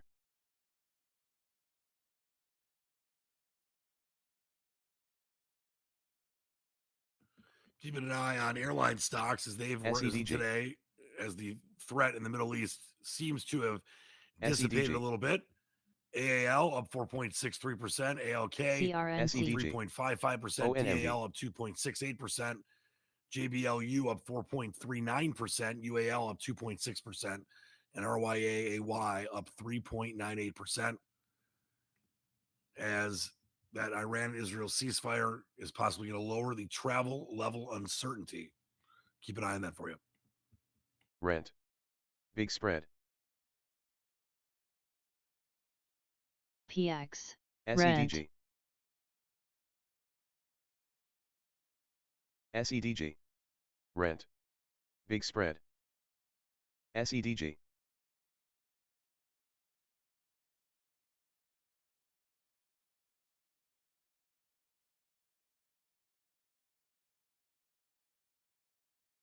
STKH.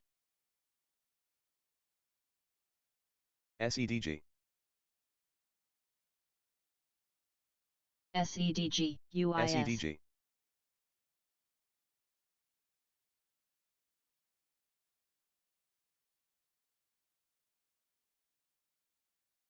SRFM. NKTR. NKTR.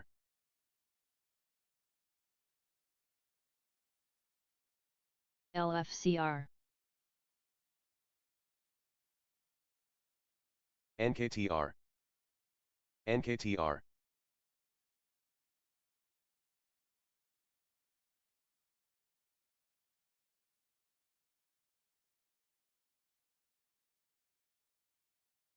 NKTR. Edit. SEDG.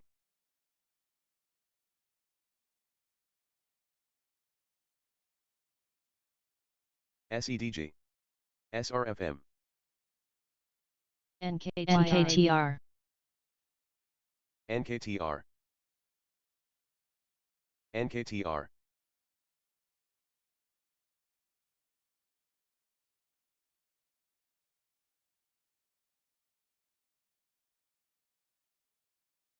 NKTR.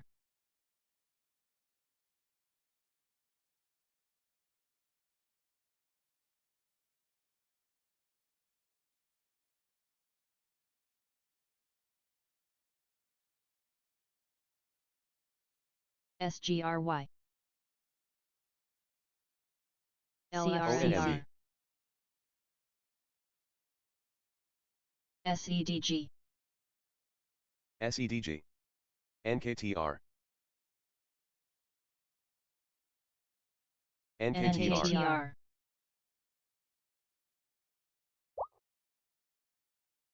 NKTR. Big spread.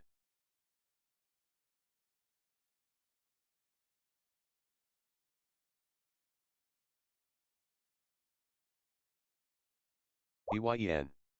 SEDG. TSAT. Sierra. BYEN.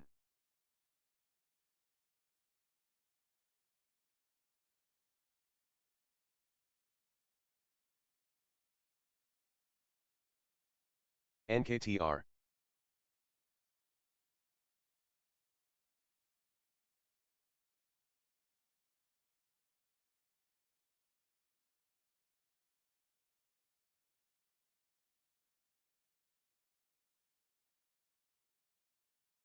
AXFY.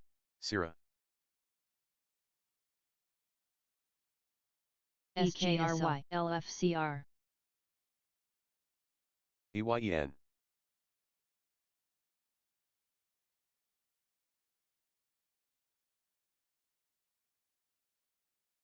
USEG. BYEN.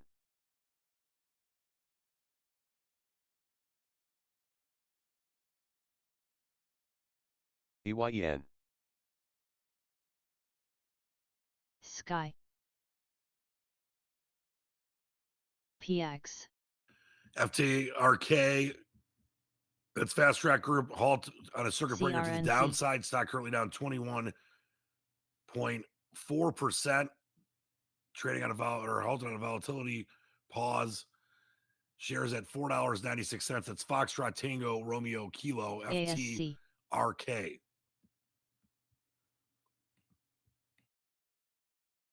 WVVI. TEAD. Big spread.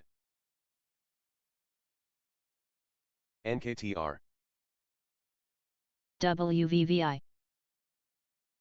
WVVI. WVVI. NTKR still watching Nectar Therapeutics on a massive rise. Another high of the day, up to 176% to $26.42. Shares trading higher as the company announced data from their SRFM. 60-week induction period of the ongoing phase 2 Resolve-AD study of EKSL. investigational NKTR. Big spread. Rezeptlucan. And another new high of the day now, USEG. 179%, STKH. 81%. NKTR. November Kilo Tango Romeo, NKTR.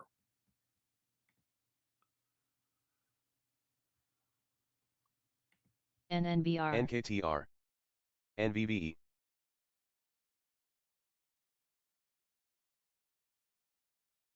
NKTR.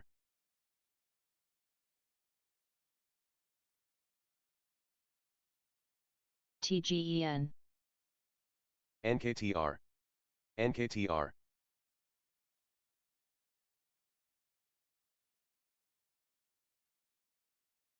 NKTR. Big spread. YAAS. NKTR.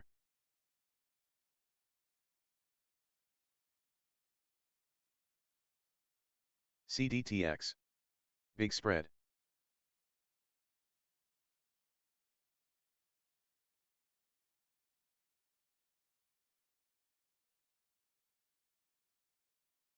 PRZO.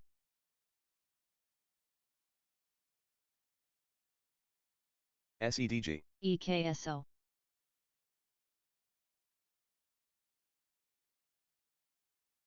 YAAS. LMFA. Fly.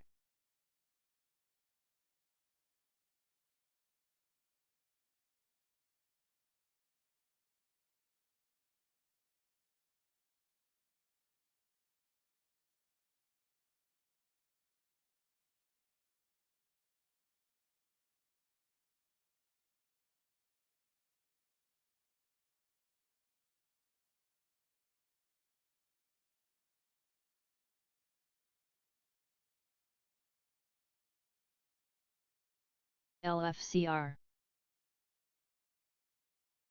Sky.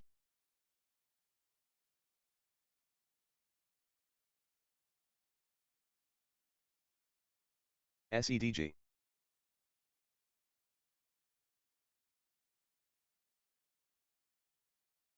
SEDG.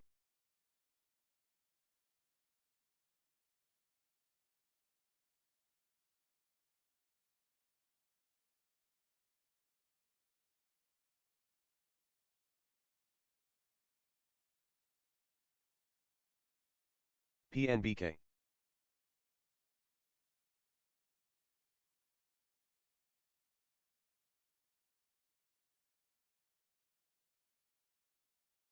MG.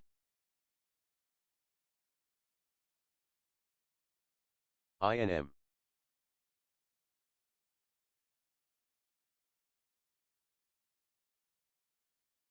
SATS.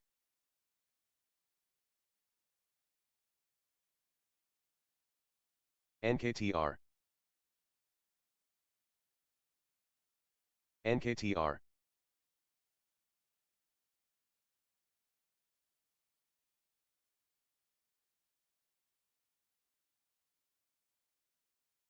NKTR. NKTR.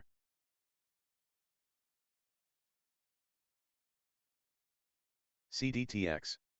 Watch the spread. IPWR. IPWR.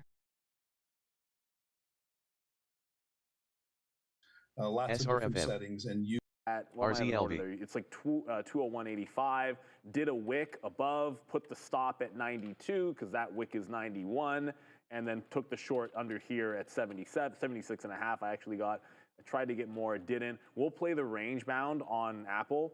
Like the bottom here is like 21.4. If the market, I want to play it this way. If the market doesn't turn, which right now I'm not seeing a ton of weakness, we still have all these green candles, then I'm out in front of the bid.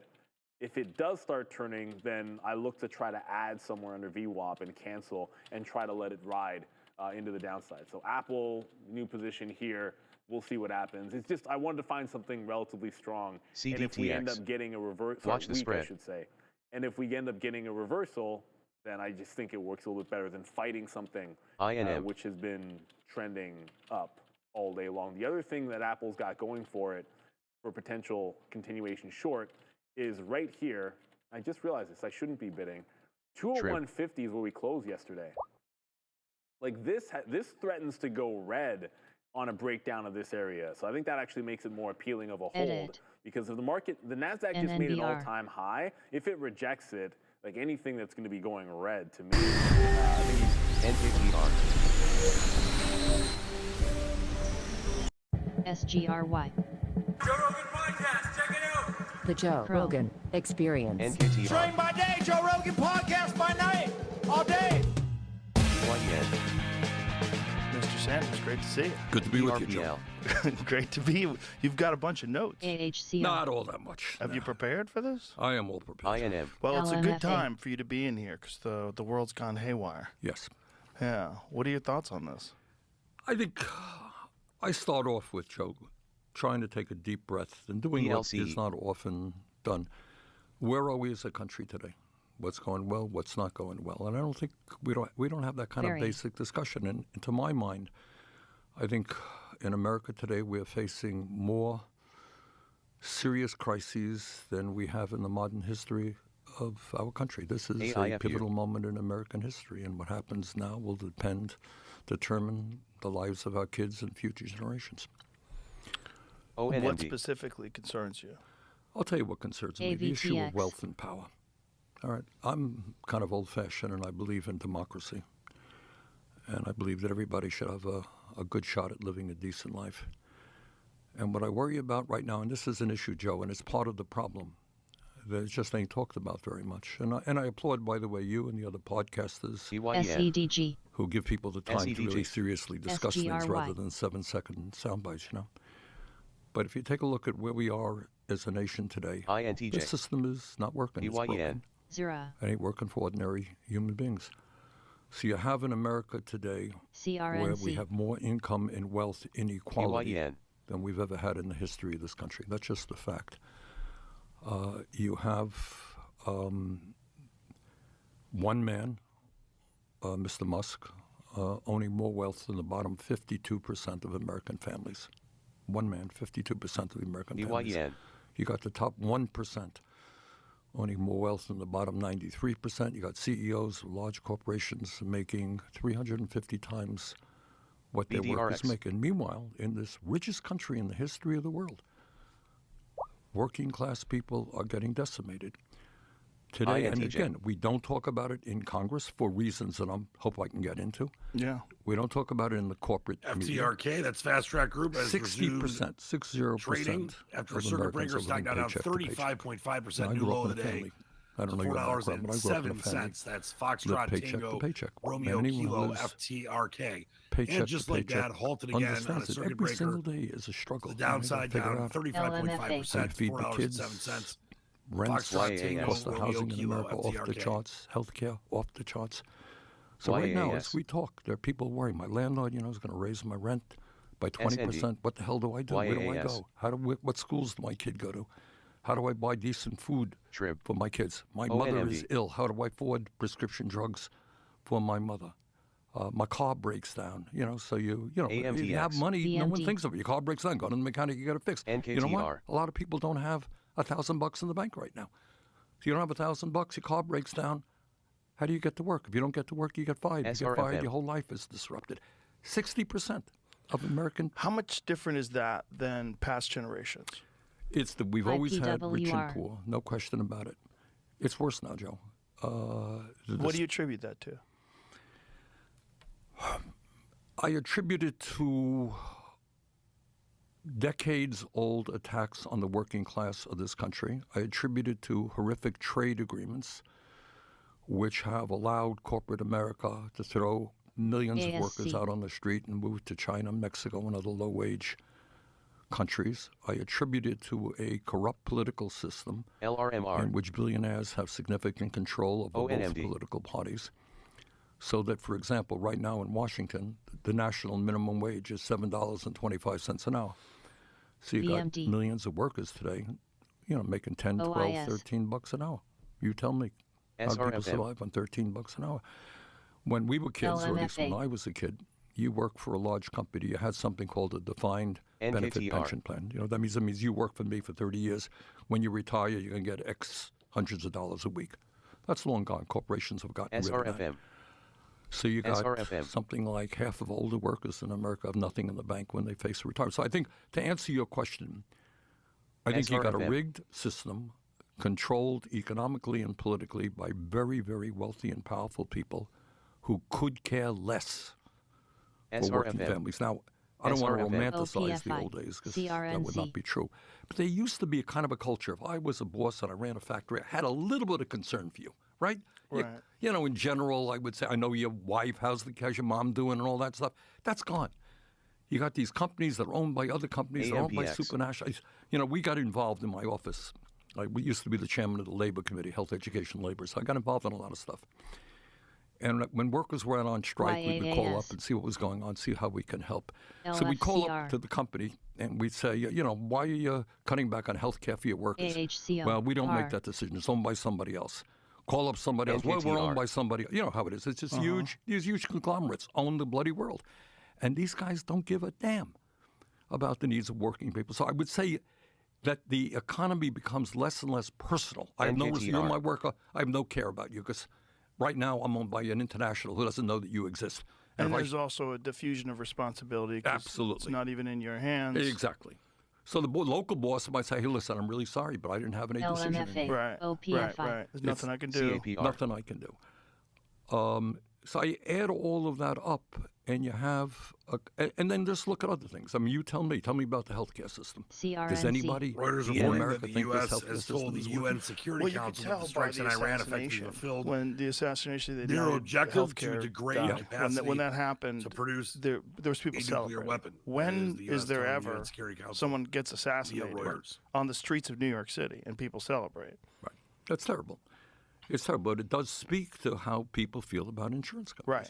Well, and I think rightly so, because it's not what you're paying for. What you're paying for is you're hoping that you never get sick, but if you pay your insurance, you will be covered. What they're trying to do is make it as difficult as possible for you to get money from them. You got it. That's the more money, the more I can deny you, the more money I make. Right. And that's the bottom line. And when you're dealing with these enormous corporations, like we're talking about this diffusion of responsibility, the people that are doing it, it's like, this is what I have to do. This is my job. They don't even think about it. OIS. Backbone was originally founded based on how we thought the future of gaming would unfold. Right, exactly. And this all started when? So Michael Moore had that brilliant documentary, Roger and Me. Yeah, I know Michael's a good friend. Yeah.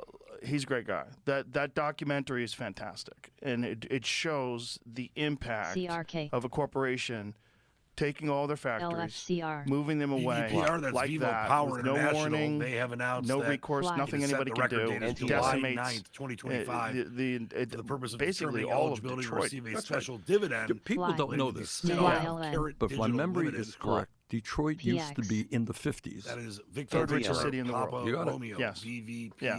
We've talked about it multiple times. It's disgusting. Especially me as someone who loves American automobiles. I'm a big fan of what Detroit made during that time. And to see what happened to Detroit now. The last time I was in Detroit, it actually seems to be picking up. There's a lot of small businesses and a lot of artists and a lot of people that are proud to, like Shinola, companies like that, proud to be in Detroit. But there's just so many abandoned buildings. It's insane. You could buy a house there for $500. It's really crazy. Like giant factories where every window's smashed, all the pipes have been torn out, and it's just this hulking. And it's not just monument. Detroit. Right. I mean, there are other communities, corporations say, hey. SRFM. I mean, and that path is unsustainable, right? I think so. Yeah. I mean, look, if we are, and again, guess what we want is a nation, but you had corporations. Watch the spread. Back then, not now, I could pay workers in China 25 cents an hour. Why the hell do I want to hire you for what it was, like $5 an hour, whatever? Right. And I'll never forget, Joe, early on when I was elected to Congress, this was when we had the NAFTA agreement. CXDO. I went to the Maquiladora area. You know what that is? HSAI. It's a special zone in northern Mexico, near the border, where the government there, this is back decades ago, allowed American and other European corporations to settle and got tax breaks there. So it attracted all these corporations. So I went there with a congressional delegation. LFCR. And this is what I saw. You saw these beautiful new factories. Now, this is 25, 30 years ago. And then we said, all right, I want to see where the workers live. And I'll never forget this as long as I live. Do you know those large cardboard boxes that refrigerators come into and stoves those big? That's where people were living. They were living literally in cardboard boxes, making, I think at that point, this is a long time ago, 25 cents an hour. So workers in America were thrown out on the street, and people in Mexico exploited in a horrible way, and these big, shiny new factories at the time. So what you got, and I believe this strongly, you asked me, how does it happen? Why does it happen? I think especially right now, and for many decades, you have the prevailing religion of the oligarchs and the corporate world is greed. That's all. I want it all, and I don't give a shit if I have to step all over you. Throw you out on the street, take away your Social Security. I want it. And to hell with you. And that's why you end up with a situation in America where, the top 1% now owns more wealth than the bottom 93%, and millions of people struggle. It's also a corporate culture of competitiveness, right? So they're competing with all the other corporations, and you have to keep up, and there's no way other than to increase your profits every quarter. That's right. That's right. That is exactly. You do the right thing by your workers. DALN. All right. That's a perfect example. So, you got Wall Street. Here's a fact. When we talk about it's not only income and wealth inequality that bothers me, it's concentration of ownership. So right now in America, in virtually every sector of our economy, whether it's agriculture, transportation, financial services, whatever, you got a handful of giant multinationals controlling that sector. But here's another amazing fact. CXDO. Who do you think owns these corporations? You remember there was a day where somebody actually owned General Motors or owned Ford. Mm-hmm. They're now owned by Wall Street firms. You got 3 Wall Street investment firms. BlackRock, you're familiar with BlackRock. They're giant. And State Street. Exactly. Yeah. Check it out on Google. They are combined, the 3 of them combined, are the major stockholders of 95% of American corporations. How's that? That's not good. That's power. Right. QNCX. How did that start, and what could have been done to stop that from happening? Well, I think it's again, it's greed. These guys are smart. They're hardworking. They're motivated. They want more and more. So if I can buy this, I can buy this, I can sell this. Right, but they're all doing it within the law, right? Yeah. Right, but is that the problem? Yeah, but who makes that law? They do. Now, I want to go to another issue, which is very rarely discussed. All right? You ready for it? I'm ready. All right, hang on. Okay. There we go. And is the problem I think that we face as a country is not just economic disparities and all the stuff that we're talking about, the rich getting richer and the poor getting poorer. It is political power. Right now, and I doubt that there are many Americans, whether you're a progressive as I am or a right-wing Republican, I don't think people can disagree that we have a corrupt campaign finance system. Argue with me? You agree? No, I agree with you. Okay. Yeah. All right, so let me talk about what it means. Okay. As a result of the Citizens United Supreme Court decision, I think it's 15, 16 years old, what it says is you're a billionaire. You have now the constitutional right, because your money is your freedom of expression, right?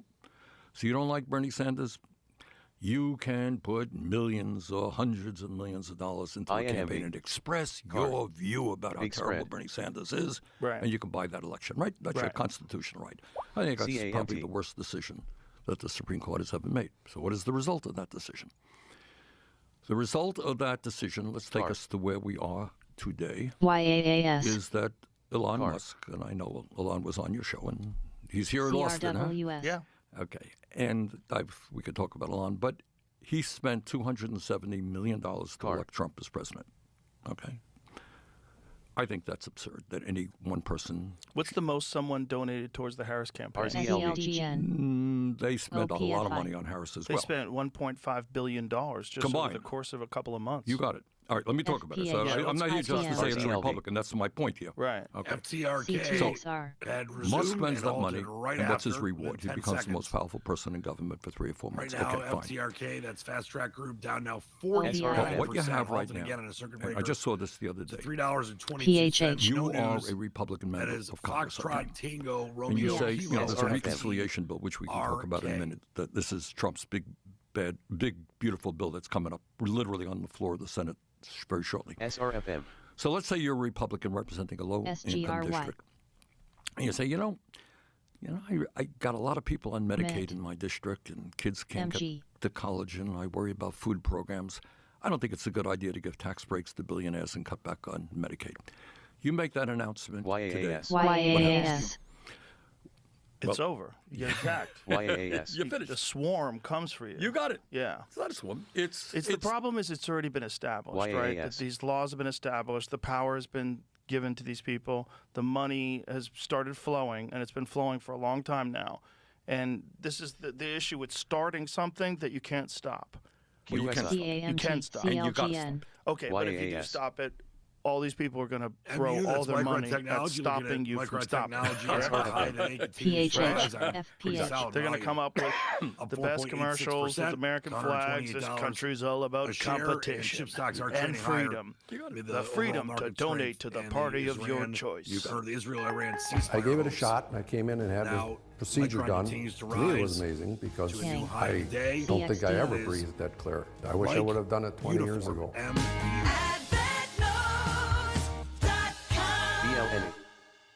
If you want to get your name, phone number, and address off the internet, but want to handle the removals yourself, good. Stop these communists. Hey, stop. You're writing their ads for them. They're gonna pick it up. UMAC. With the American. I could write them. Yeah, I mean, we could all write. But then we got to take a deep breath and figure out where do we go from there. Now, I wanted to, in my part, as you know, I am the longest-serving independent in American history. Yes. I caucus with the Democrats, always have, but I can't hear me defending the Democratic Party on this issue because you're right. During the election, it wasn't just Musk and Republicans putting a lot of money into Trump. It was Democratic billionaires putting a lot of money into Kamala and into other candidates as well. And let me, I mentioned there's a guy named, Mr. Massey. Is that name ring a bell? Thomas Massey. From Kentucky.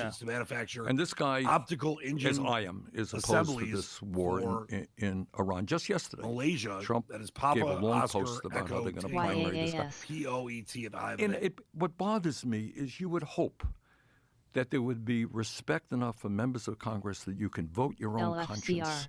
You could, represent your constituency. Every district is different in America. But right now, anybody stands up and say, well, I disagree with President Trump. Bam, you are finished. We're going to primary you. We got all kinds of money. You're out of there. That happened to Massey yesterday.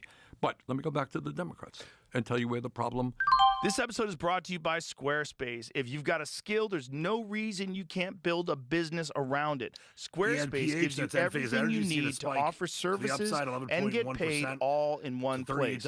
Whether you're running consultations, events, or custom experiences, you can build a site that looks professional, add videos, and even put premium content behind a paywall. And the best part, it's all in one place.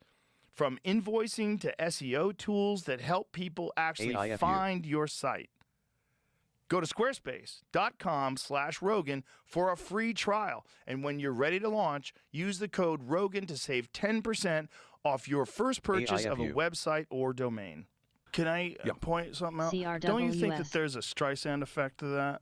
Don't you think that there's a blowback for that kind of thing when people recognize that this guy should be allowed to have his own opinions and should be make some reasonable points, and that people are going to reject this idea. Maybe. And that it's not as simple as I think the whole MAGA thing right now is very divided, particularly because one of the things that they voted for was no war. Well, now it seems like we're in a war, right? So that, and it's quick. We're 6 months in, and that's already popped off. And then people are very concerned with now what happens to our troops overseas that are in these bases, that are in vulnerable positions, and what happens with, I mean, there's supposedly documented terror cells that got in through the open border over the last 4 years. So what happens now in America? What happens on American soil? Sure. No, I mean, I agree with those. When a guy like Thomas Massey steps up and says something like that, he's going to have a lot more support as well. The answer is yes. And my only point is he has a right. Yes. You know, somebody else says, hey, I think the war is a great idea. That's your view. You got to go back. But what bothers me is that if anybody stands up, the next day, we're going to primary. You're out of here, man. ACDC. And that's the Republicans. Let me talk about the Democrats for a moment, okay? And I don't even know your views on this, so you may disagree with me. You know, Israel was attacked by Hamas, and Hamas is a terrible terrorist organization. They killed 1,200 people, which in a small country like Israel is a lot of people. Terrible, terrible attack. It's a war crime. Israel had a right, in my view, to defend itself. But the Netanyahu government did not have a right to kill 52,000 people in Gaza, wound well over 100,000. And right now, as we speak, Joe, children are starving to death because of Israel's blockades. LMFA. Starving to death. And I brought forth 2 resolutions, which basically were very simple. And said no more U.S. military aid to Israel under these conditions. One vote got 15 votes in the Senate, and the other one got 16. Do you think that members of the Senate do not know what's going on in Gaza? The kids are starving to death. The innocent people are being shot down right and left. They know it. Why do you think I couldn't get more votes? They wouldn't vote against Israel. It's political suicide. Now you're talking. Right. All right. So in the Republican side, you have moneyed interests saying you speak up against Trump, you're out of here. In the Democratic side, you speak up against the Netanyahu government, you're out of here as well. And they have been successful. You have super PACs like AIPAC spending a fortune. You stand, and they have already knocked off a number of members of Congress, good members of Congress, and they will do it again. So all I'm saying is you got a corrupt campaign finance system on both sides, which is rejecting the will of the American people and end up supporting powerful special interests. And if we do not get a handle on that issue, I worry very much about the future of American democracy. Are you going to run for president again? I am 83 years of age. That's what I'm saying. Yeah, well, you know, I'm not sure the American people will be enthusiastic on somebody's 108. You're still very with it. ONDS. Thank you. You are. Well, you know. I mean, you're a couple years older than Biden. Yeah. Right? Think of that. Yeah. You could be off a lot worse. Scott. Yes. Yeah. All right.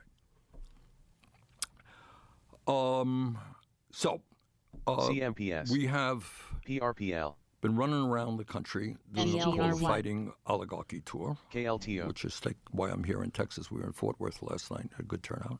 GLBZ. The United Kingdom's Prime Minister's office. Interestingly enough, Joe, it's not most of the people. We know the people who come out to our rallies. We have a big list of millions. For Iran to come to the but a lot of people are coming to our rallies that we don't know, and I think we know that some of them are Republicans and some of them are independents. Many of them are independents. Because I think across the board, there is growing dissatisfaction with the current politics in America, both parties. And people want a new vision for America, which is also something we don't talk a whole lot about. So, you know, the issues that we talk about is in the richest country on earth, EYN. Why don't we have the best healthcare system in the world? Why do we have 85 million people who are uninsured or uninsured? And as you were mentioning a moment ago, it deals with the insurance companies EYN. And the drug companies. And the function of the current healthcare system is to make these guys very rich, and it works. They make zillions of dollars. And every place you go, in my state, the cost of healthcare is going up this year like 10, 15%. People can't afford it. CTXR. and we lose thousands of people every year. MAT, that's People applied get sick, they materials. can't afford to go to the Applied doctor. materials They die. also rising at the high of the day. So, you know, Pretty one of solid the fights volume, that up I hope we 4.54%. can win It's is to have the United $179.77 States a join share. every That's other Alpha, major country on earth Mike, and guarantee Alpha health care to Tango, all people as a human right. SRFM. Well, we've talked about that a lot on this show, that if you view this country as a community, the most important thing is to protect the most vulnerable members of your community. Period, SRFM. right? I agree. And if Rap. we spend insane amounts of money on all sorts of things that people don't agree with, and I think generally most people would agree SRFM. on some sort of a national healthcare system. They do. Most people. Oh my gosh, this is so comfortable. My husband used to complain about every shirt. It was either Like there's concepts of socialism that everyone SRFM. agrees with. One of them is the fire department. Right. Right? Everyone thinks that every citizen should have access, the MGX. same equal access to the fire department. And we all pay into that. That's right. And we all believe in education. We all believe that there should be free public education. SRFM. And most people believe that the university system should also be funded. It would benefit everyone. You got it. It would benefit everyone to have more educated people that are doing better in the world. You'd have better GDP. You'd have more Sure, more that is successful people. Absolutely right. If you want to make America great again, less losers. How do you make less losers? CRNC. Don't stack the deck against them. You know, one of the first things that you have to SRFM. do is figure out AHCO. why these communities and these cities have been the exact same way for decade after decade. Back to Jim Crow and the Red Line laws and all this. GHRS. Why is nothing being done to fix that or to correct that problem? INM. And it becomes this political beach ball that they just bounce around the air at a concert. You know, and everybody, it's like ECX. there's certain things that just keep coming up that INM. make you just go, well, how are we still talking LFCR. about gay marriage? How is that still coming up? And it's like, LCTX. poof, throw it Okay. up in the air. All right, let me get back to that. But I MGX. want to say, There's a bunch of these things, yeah, right? all right, the first point you made. CTXR. You want to make America great? Right. Yeah, have the best, less losers. have the best WVUY. educated workforce of the world. How's Yes, that? Radical yes. idea? I Yeah. don't think so. Right. No, you're absolutely right. Better education. You and live healthcare. longer when you have better education, et cetera, Right, et cetera. right. All right. So, CTXR. what does that mean? INM. It means right now, you know, I talk to psychologists all the time. You do? Yeah, I do, because I was the chairman. I'm now what's called the ranking member of the Health Education Labor CTXR. Committee. So, you know, we deal with medical SATL. people all the time. Uh-huh. Wasn't me personally. That no. That I may need also, but no, I was talking in a more general sense. Look, SGRY. what are the most important years CRNC. of human development? You're a human being. What are the most important You're a years? child. That's right. Yeah. 0 to 4. How's our child care system doing? Yeah. Not so good. QNCX. It's a disaster. So Yeah. you got a rational society says, okay, the kids are the future of America, right? You talked about the sense of being a community. All right. Right. So if I love INM. this country and I want this country to do well into the future, I have to worry about the children. CNTA. Correct. Right. Absolutely. Right now, for economic reasons, when I Watch was a this kid, spread. by the way, and there's not to shock some of your younger listeners here, there was one worker KFS, in the that's family Kingsway Financial could Services, actually that just bring home the announced bacon that and pay the bills. they've closed a $15.7 Yeah, million back in the old private days. Back in the placement old of days, 1.3 yeah, million man. plus shares. So I grew up in a working It's got a class. stock I didn't have price any of money. $11 My dad went out to work. Mom stayed home. per And that was it. Yeah. Right now, Kingsway shares down Made healthier people, too, 0.04% to that way. $13 It did. Yeah. and SRFM. 42 I think in many on respects. very low volume. It did. That is Kilo, Well, something Foxtrot, happened Sierra, where they KFS. WVUY. devalued the woman's role as a mother, and by convincing them that they have to be a part of the SRFM. workforce. I And think that's part of it. I think the other CNTA. half is women legitimately wanted, you know, careers as well. OBIL. Sure. And the other thing that happened, maybe most significantly, is you needed to stay alive. two breadwinners to Yeah, stay alive. yeah, that's the problem. The real problem CNTA. was financially, it CRNC. just seemed so difficult for one person to pay for everything. It made- Exactly. the only way to do it was to have both parents working. You know, I was thinking, I grew up in Brooklyn before I SRFM. moved to Vermont, and we lived in a rent-controlled apartment. And I was doing the arithmetic. My dad didn't make much money, but we didn't pay much in rent. And I couldn't quite remember, you know, what his salary was and all that. But my guess is we paid, as I recall, I talked to my brother about this, about 18% of my dad's salary for rent. 18%. Ain't nobody in America today who's paid 18%. You know what I mean? Right. That's why you need two breadwinners, because you're paying 40%, 50%. Right. Yeah. But getting back to this issue of education, which I think is key, If you were rationally thinking about the future of America, if you loved America, as we all do, you're going to have the best child care system in the world so the kids will do well in school. Right now, in child care, you got workers out there making $15 an hour. And you have families that cannot afford child care. In my state, I don't know, it's about $20,000 a year to send your kid to child care. So you're making $50,000 a year. How do you pay that? $60,000. Right. NKTR. And then education. You got kids who want an education. They want to go to college. They want to go to trade school. We desperately need. Here's something that really drives me a little bit nuts. In America today, Joe, not only is our healthcare system failing because it's based on greed, not on need, but we need more doctors. CAPR. Right? All over the country, people have to wait, sometimes months to get to a doctor's office. We have a massive nursing shortage. We need more dentists, big problem in dentistry. We need more mental health counselors. We need more pharmacists. AIFU. How come in the richest country in the world we don't have enough doctors and nurses? CNTA. Because it's very difficult to do. It's very difficult to become a doctor, and the bills that you have from education are overwhelming. All right, you want to go to, let's just say, tomorrow you announce to the world, you give it up this podcast, you want to go to medical school, all right? You got it? NKTR. Yeah. You know how much, if you don't have any money, you know how much you're going to graduate medical school in debt? RGLS. NKTR. Probably $250,000 easy. Double that. Really? Yeah, I'm not, obviously it varies per person, but it is not unusual for guys, people working class homes, go to medical school, come out $500,000 in debt. Right. Versus, I don't know, $150,000 of debt. That is insane. It's insane. All right. Yeah. We need more doctors. So I want to encourage you. Joe, I want you to go to medical school. Right. Hey, good news. We're paying your tuition, and we need you out there as soon as we can get you. Why wouldn't that be subsidized? Of course you should subsidize it. Right. Of course. Yeah. But there's CXDO. There's so many different. What would you have done? Like, imagine if you hadn't gotten derailed and they. It is Tuesday, June 24th, and if you live in California, you're going to want to watch this video. Gavin Newsom, Karen Bass, and the LA City Council now doing something remarkable. Voting on Friday, this Friday, to cover the rent. Use your tax dollars to pay the rent for all illegals in Los Angeles in order to stop them from leaving, stop them from self-deporting. You heard that right. They're calling this an eviction moratorium, but we have the details. What this is really about.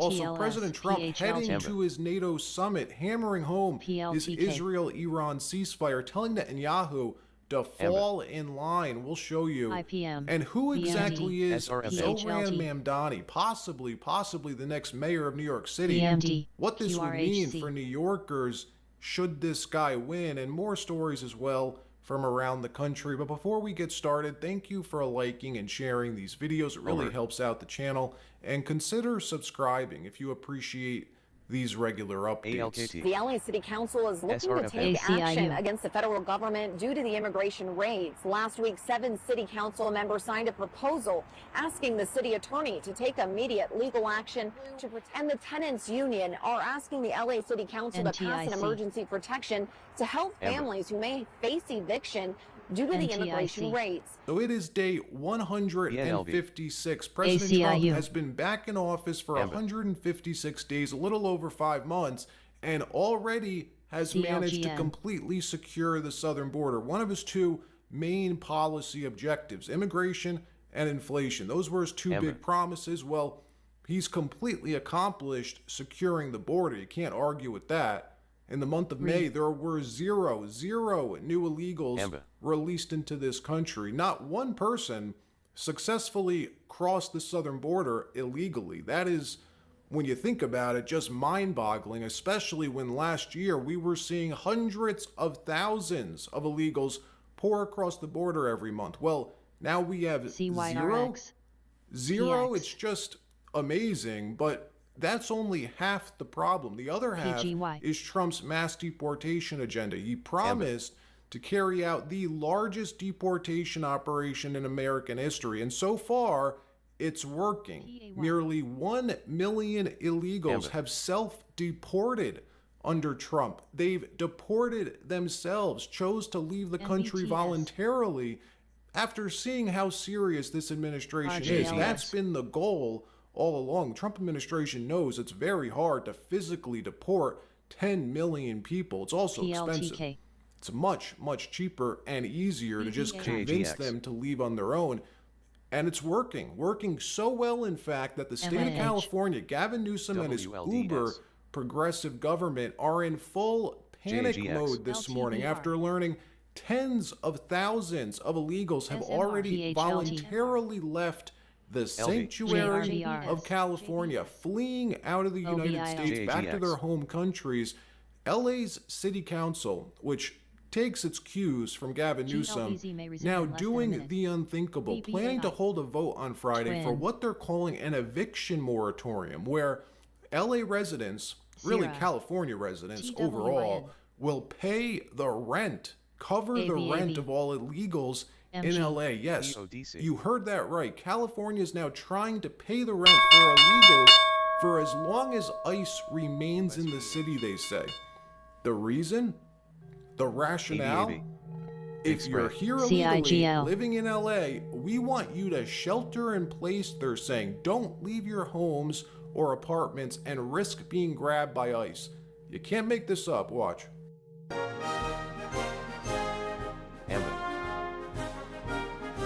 Levi. Tenants Union, along with some other major labor unions, are joining forces today demanding action to protect Angelenos against immigration raids. The local SEIU 721 labor union, along with CLU and the Tenants Union, are asking the LA City Council to pass an emergency protection to help families who may face eviction due to the immigration raids. The unions say many families may not be able to cover rent due to a family member who may have been taken by ICE, or who have family who may not be able to leave their homes due to fear of kidnapping. The groups claim Latinos make up majority of renters in the city of LA.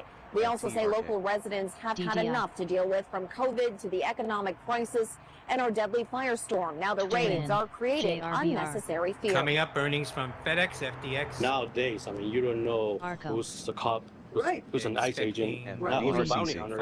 And now I can be dressed as a cop. Exactly. And just go kidnap people. No matter what your legal status it is right now, we are all in fear. I had mentioned earlier, I mean, I'm a naturalized citizen, but my daughter is a born USA citizen, and she's scared. EQIX. While groups are making these demands, the LA City Council is looking to take action against the federal government due to the immigration raids. Last week, 7 city council members signed a proposal asking the city attorney to take immediate legal action to protect people from being racially profiled or unlawfully detained. Now, the proposed lawsuit still has to head to 3 council committees for consideration. The full council is expected to vote by the end of the week. Isn't this what that judge was just arrested for? Helping to harbor and aid migrants with active deportation orders? It's crazy. Now, why would they do this? Because they know if they lose this massive population, it's estimated between 10 to 15% of LA's population is illegal. Why do you think they're trying so hard to keep them here, even covering their rent now, paying the rent of illegals? It makes you wonder what would happen if Trump's able to deport them all. How much of an impact would that have on GCTS, MNP, M1 acute myeloid leukemia, GLBT, watch the spread.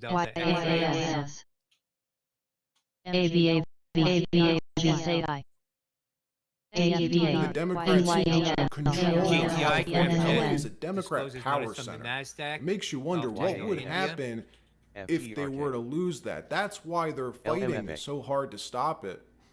In another story, President Trump announcing yesterday a ceasefire between Israel and Iran after the U.S. successfully destroyed Iran's nuclear infrastructure. The U.S. military bombing 3 sites in Iran, Fordow, Natanz, and Isfahan overnight, both countries appearing to violate the original ceasefire. Trump acting as the intermediary this morning, calling out both of them, calling out both Iran and Israel, but really hammering Israel this morning.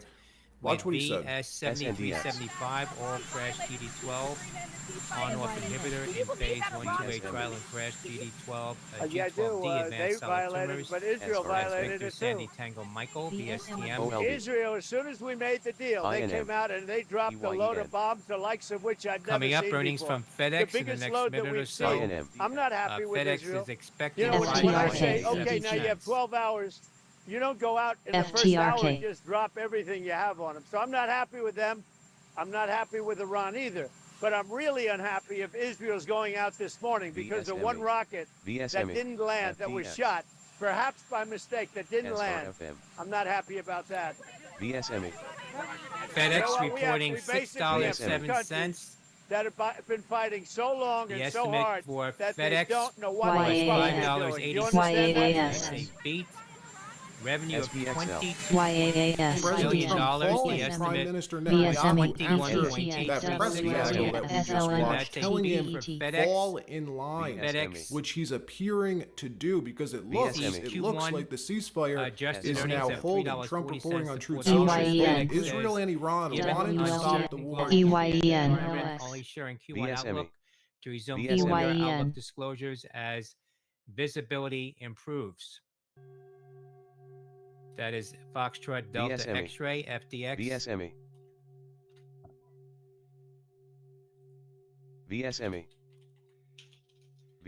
Shares of FedEx are volatile here now. EYEN. EYEN. Initially moving higher, then lower, then bouncing now. SNX. $234 up about $49. LGWF. SRPT. OST. Foxtrot VSME. Delta X-ray. VSME. VSME. VSME. NCEW. ACTU. PHH. SGML. WXM. CTOR. HNG. Mind. MIR, Miriam Apps. Technologies, and Seed. Westinghouse partner to drive in digital innovation. SRFM. And implementation systems. MIR. That's Michael. SRFM. India Romeo. SRFM. VNOM. ARTV.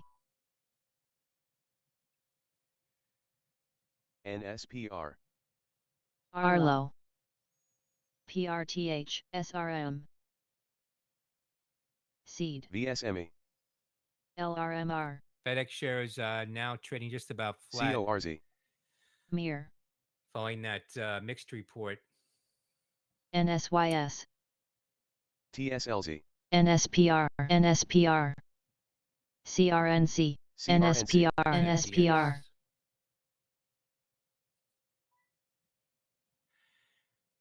NPCE naming a new CFO. Watch November the Bravo spread. Charlie NTRP. Echo. Alt.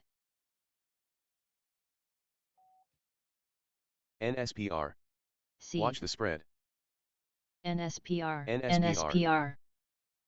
NSPR. NSPR. NSPR. NSPR. NSPR. NSPR. NSPR. NSPR. LFWD.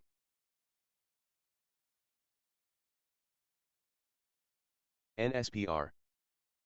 MKSI. UP. NSPR. NSPR. SNX. NSPR. MIR. FTRK. VYGR. NSPR. Seed. IPM.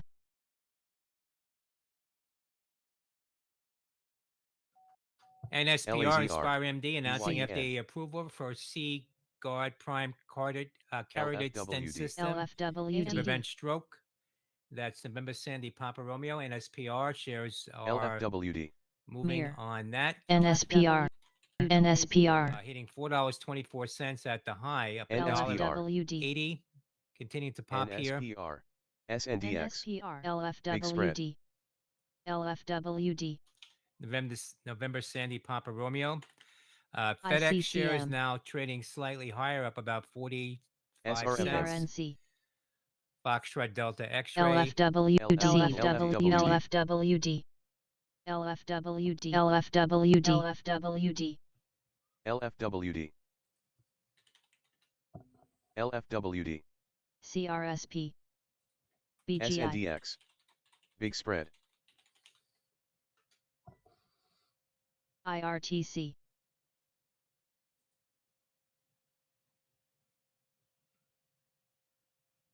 AMD. Swin.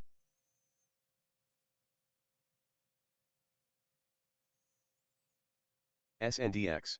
USEA. Big spread. Swin. Swin. NNNN. Watch the spread. NCNO.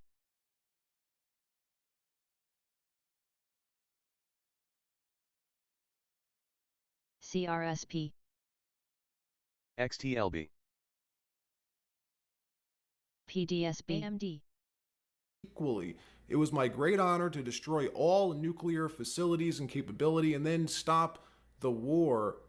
Now he's saying that because he wants it to sound equal. He doesn't want it to look like one party is winning over the other, even though we know Israel would love to keep going. What we're witnessing isn't the art of the deal here, folks. This is the art of war by Sun Tzu being played out in front of the world. This was a foreign policy masterclass. One of Sun Tzu's most famous lines from The Art of War is, quote, "The supreme art of war is to subdue the enemy without fighting." BSME. If this war is in fact over and the ceasefire holds, there is no other way to spin this but a major accomplishment for the Trump administration. If you're an honest broker, you're still going to hear all the partisans and panicans flapping their gums, but this will go down in history as a major victory. China, who's been silent for the last 12 days, finally weighing in. Foreign Minister Wang Yi saying China supports Iran in safeguarding its national sovereignty and security, and on that basis achieving a genuine ceasefire so that people can return. Hey guys, did you know some drivers are ditching their car insurance and they're doing this instead? Now, the reason why you may be overpaying for car insurance is because a big chunk of your monthly payment isn't even for insurance. It's to pay bill collectors and administrative people. Crazy, right? But my friend showed me this cool little website that changes this around completely. It gives you the ability to pay for just your policy alone. Watch the spread. To normal life. And we're now learning that Iranian airspace has been partially reopened. Flight Radar 24 reporting Iranian airspace is now open to international arrivals and departures to and from Tehran, which means it's highly likely this is a real, genuine ceasefire. Meanwhile, very influential voices inside MAGA who have been panicking and turning on the president over the past week. We could show you a list of people. With the results, Whiskey Oscar Romeo. LFWD. Who were claiming all types of things, that Trump broke his promises, was being used by Israel, was starting World War III, and so many other ridiculous claims. There are people even very sales of known people who were claiming that Netanyahu was pulling out the Epstein file on Trump. These people now being called out, and they should be, as panicans. Brand new polling out this morning showing the vast majority of Republicans backing Trump on this, not the influencers, backing Trump. Roll the tape. Yeah, you know, I think there's this idea, okay, maybe the MAGA base wouldn't necessarily like this. Look, this is Donald Trump's Republican Party. That's what I think is so important to note. GOP on the U.S. airstrikes in Iran, 76% in the average of the two polls approve, compared to just 18% who disapprove. Now, I will note that is a bit higher than Donald Trump's disapproval rating within the Republican Party. But overall, Republicans are with Donald Trump on this. Tucker Carlson be darned. The bottom line is he does not speak for the majority of the Republican base. The majority of the Republican base is with Donald Trump. I know what you think about this. It seems to me that a lot of these podcasters are trying way too hard to just parrot Tucker Carlson instead of saying what they really think. You could tell, at least I think you could tell when someone's being honest or not. And unfortunately, it's popular today to just hate on Israel, but things aren't always black and white. There's nuance involved. In another story, the New York City mayoral primary election is today. Right now, New Yorkers are casting their votes in the primary, voting for either Andrew Cuomo or a guy named Zohran Mamdani, who in recent days has pulled ahead in the polls. So who is this guy? Who is Zohran Mamdani? Very likely New York City's next mayor. Well, as it turns out, that's not such an easy question to answer. Watch. Because I think that New Yorkers, more than they hate a politician they disagree with, they hate a politician they can't trust. On the subject of trust, you've adopted different speaking accents in different scenarios. But they go to their local bodega. Is there one that's real and one that's affected? What I would say is, as any immigrant knows, having been born in Kampala, Uganda, and then raised in South Africa and moving here when I'm 7 years old, is there different parts of my life. Worldwide tour is a worldwide tour is a worldwide tour. Mamdani was talking about a worldwide press tour back when he was a rapper. Bring the flavor to the fish, bring the flavor to the rice. In a Disney movie directed by his mother. Nepotism and hard work goes a long way. Here in New York City, this is how I speak. What we do know about Zoran Mamdani is he's a current assemblyman representing New York's 36th district, which is Queens. He's running as a democratic socialist. He was born in 1991 in Uganda to Indian parents. He moved to America when he was 7, became a rapper, and then became awestruck, it seems, with Bernie Sanders back in 2016. Since then, he's been on this mission to deliver real socialism to this country. He's a member of the Democratic Socialists of America. His campaign, his current campaign for mayor, based on raw socialist policies, including expanding welfare, government intervention in the private sector, the government interfering in how you run your business, who you can hire, who you can fire. CTXR.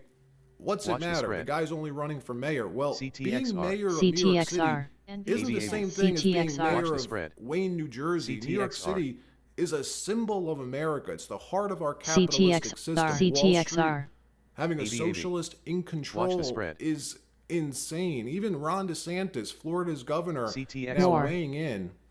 If this socialist mayor candidate wins in New York City, you're going to see real estate values skyrocket even more in Palm Beach because people are going to get out of that city. As bad as de Blasio was, this guy is like going to be way worse. He doesn't think that you should have law enforcement in dangerous parts of the city, that you should send in social workers. Guidance from the company. See how that works out for you. It ain't going to work out well. So they've made a lot of really dumb decisions, and we've benefited from it. Let me know if you live in New York City. Do you support these guys? Why do you support them?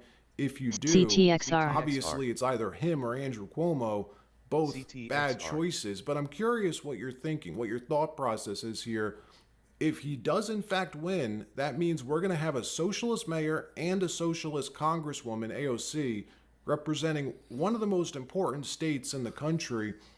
A sad day for America, in my opinion. All right, that wraps up this episode. Like, subscribe. We'll see you next time.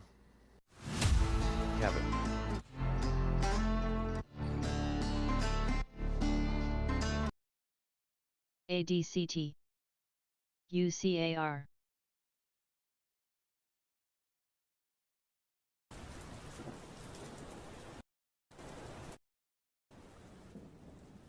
UCAR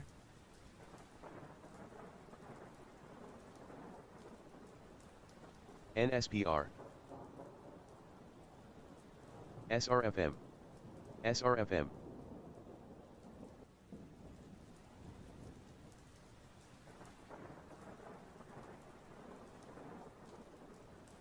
CTXR JAGX Jaguar Health announced entry out of the filing. Company entered into a note exchange and warrant purchase agreement with certain of the original investors. SRFM CTXR regarding a new 6% convertible promissory note. UCAR SRPT and warrants to purchase shares. That's JAGX. CHR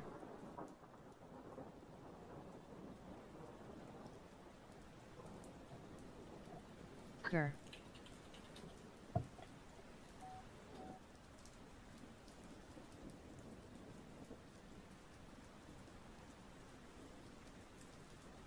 FTRK SLG LFWD SLG FSLR for solar to UCAR. sell tax credits in the amount Watch the spread. $311.86 million.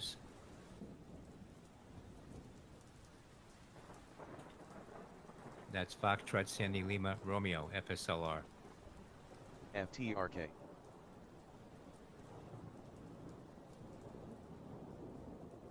SRFM. SRFM. SRFM. SRFM.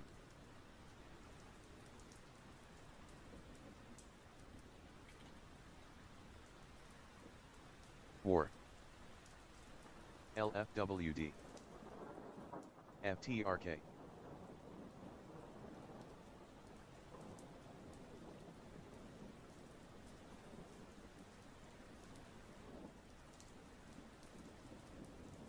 CTXR.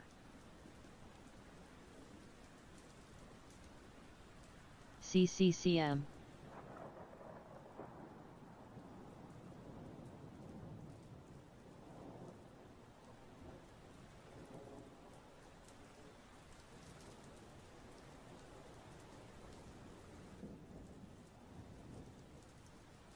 War.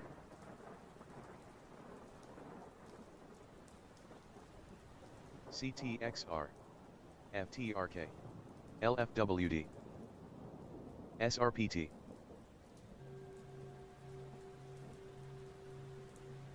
NKTR. NKTR.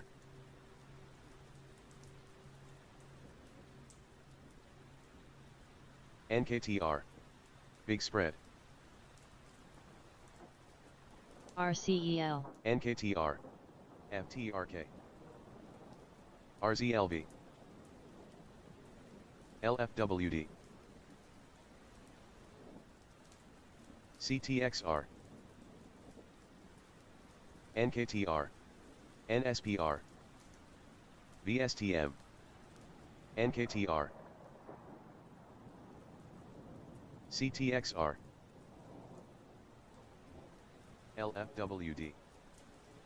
CCCM. NKTR. UCAR.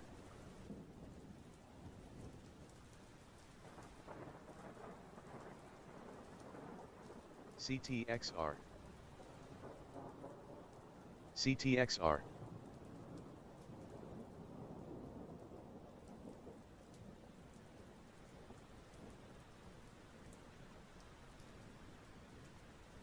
YAAS. LFWD.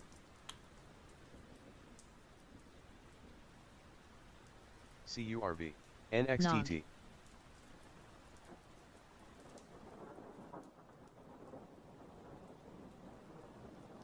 XBP.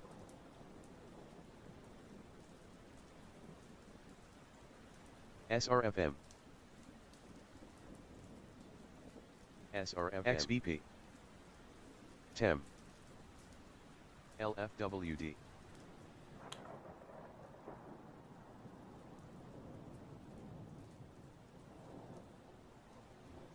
CTXR. CTXR. CTXR. CTXR. CTXR. SRFM. CTXR. LFWD. CTXR.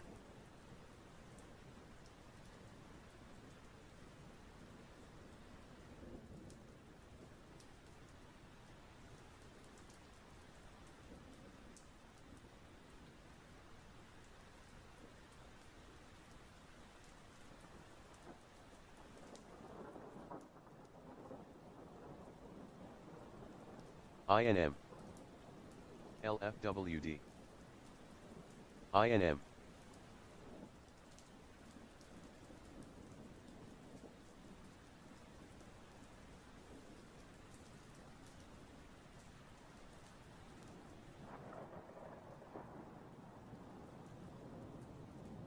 LFWD.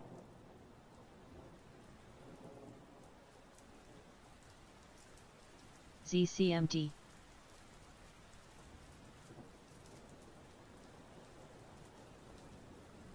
LFWD. CCMT. SRFM. LFWD. CCMT. SRFM.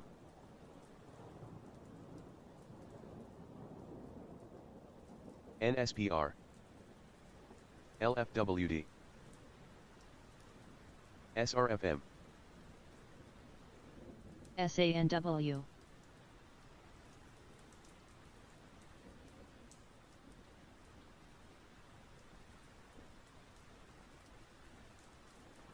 NA. GNSS.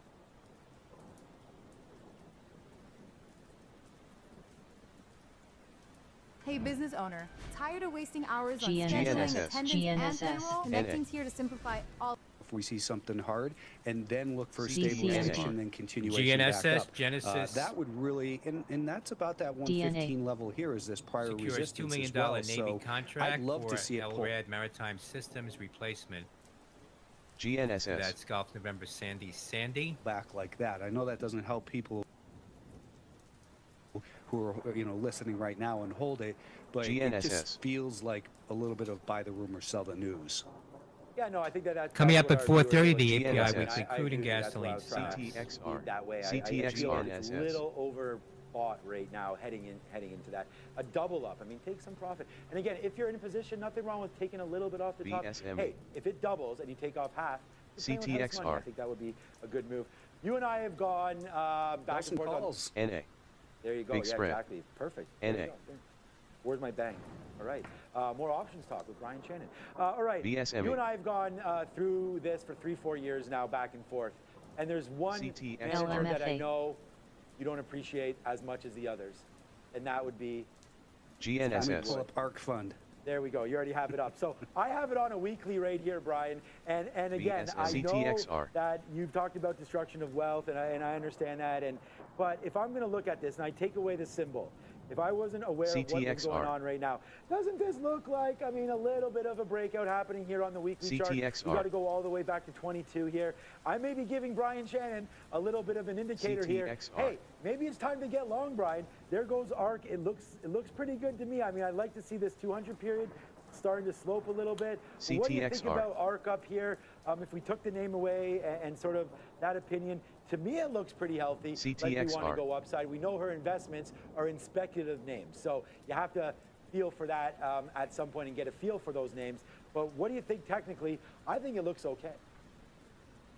I mean, if you want exposure into this group with one of the worst money managers there is, then go ahead and do this. Or if you think you can do a better job at picking the stocks, then I think that's probably the better way to go. It's had a phenomenal run here. This stock, this fund is up 75% off the April lows, and it's up, from SPXL. what is it, about 55 to 70. So, 25% year to date. GNSS. Those are great numbers. It's, if you're going to hold it, know what the risks are. It's a basket of highly speculative stocks, and when they work well.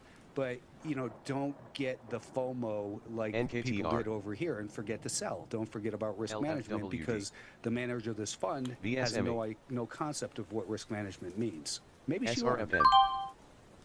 Thank you so much for being here with us today, Ryan. Speaking of Kathy Wood, we know she's very involved in Circle and Coinbase have had a lot of these stable coin catalysts. All of this is to say that a lot of these finance names, and especially fintech names, have been moving as of late. We've had some MasterCard-related catalysts. PayPal will drop. So with all that in mind, are there any specific sectors within finance that you're focusing on right now? Any stocks you like or dislike at this time? That's a good question. Sector-wise, no. SRFM. There's not. I mean, you look at Circle, and it's had this massive run. I think it's probably due for a pullback down to the anchor from the IPO near 175. If it's to do that quickly, I bet you there's a pretty good bounce candidate for highly skilled traders down in that zone. TSLQ. But sector-wise, there's nothing really that stands out to me. I know that SoFi was looking good for a while. I haven't looked at that recently. And Robinhood. And SoFi behaves well. Yeah, we had SoFi, and we also had, just to give you another name there, Robinhood, of course. LFWD. Has been, yeah. Yeah, we don't want to forget about that. That's been going crazy. And if you do want more of Brian Shannon's opinions on Kathy Wood, go make sure you do follow him. DDD. SRFM. This last-minute postponement of our briefing is outrageous. LFWD. It's evasive. It's derelict.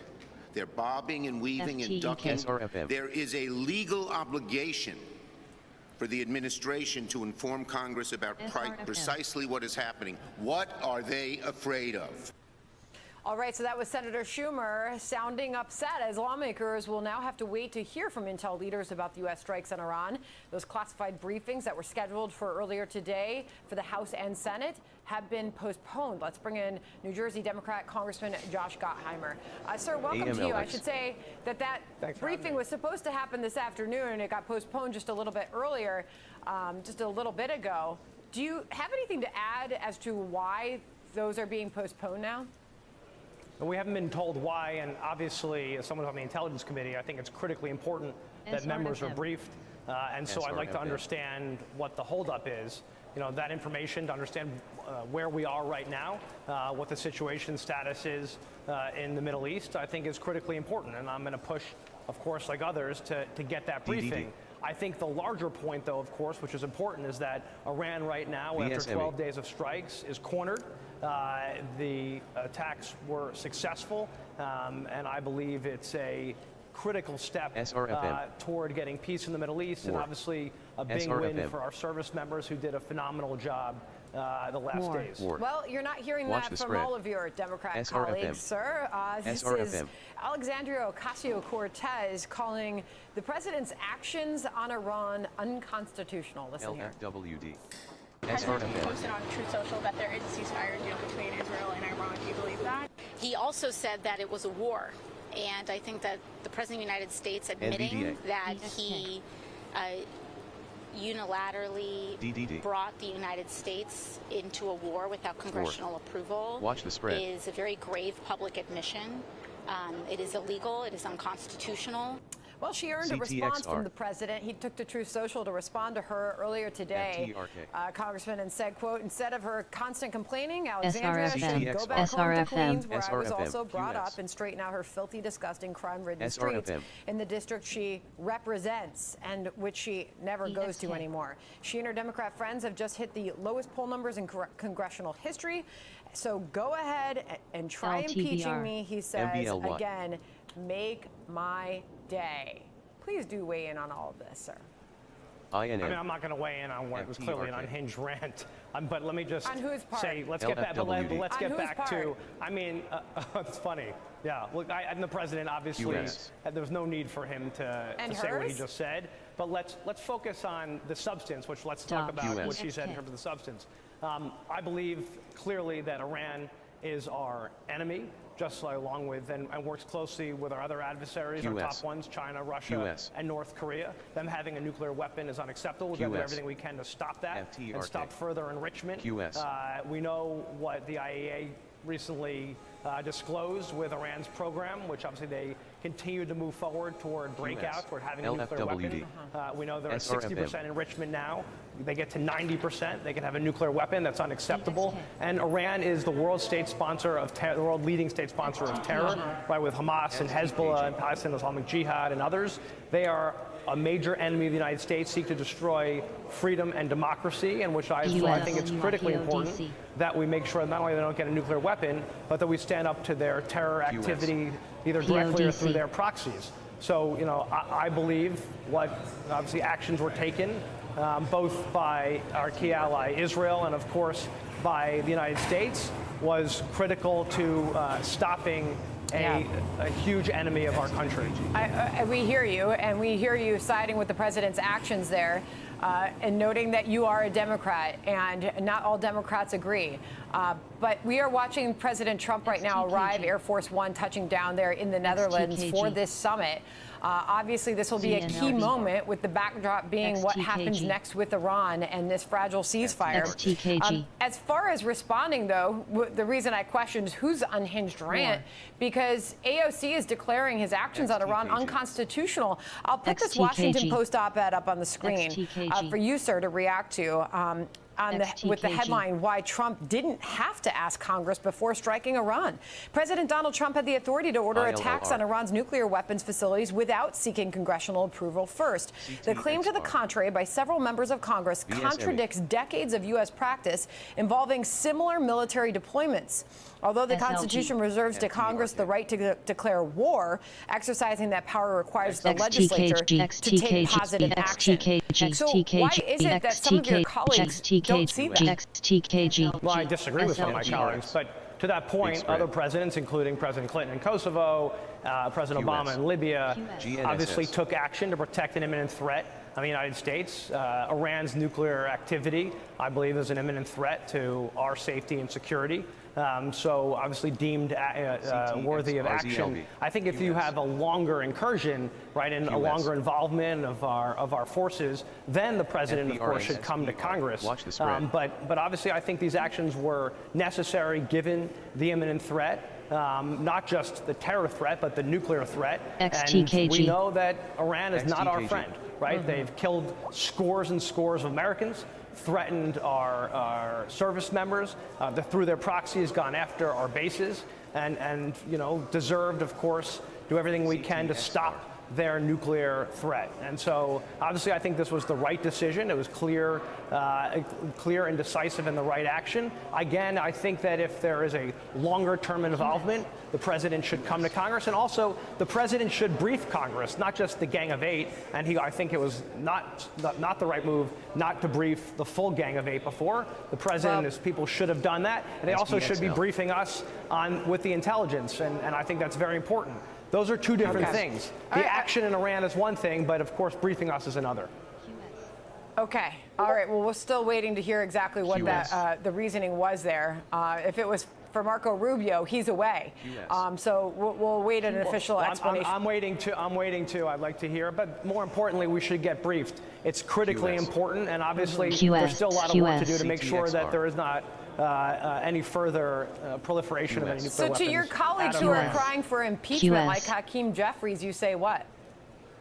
Well, I don't think Hakeem did, but in terms of other people and like those comments, I obviously disagree with their Leader Jeffries, here. I think it's a tool. When asked about impeachment, if it's on the table for Democrats, he says it's a tool that's on the table right now.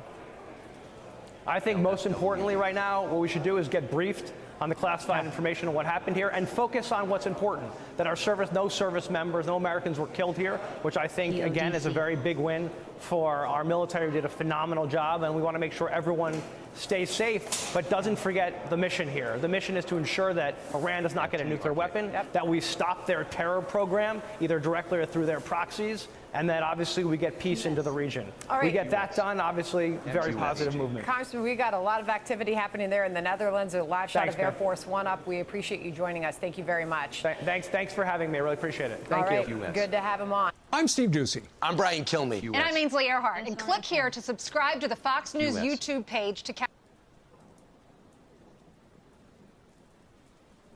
LFWD FTRK QS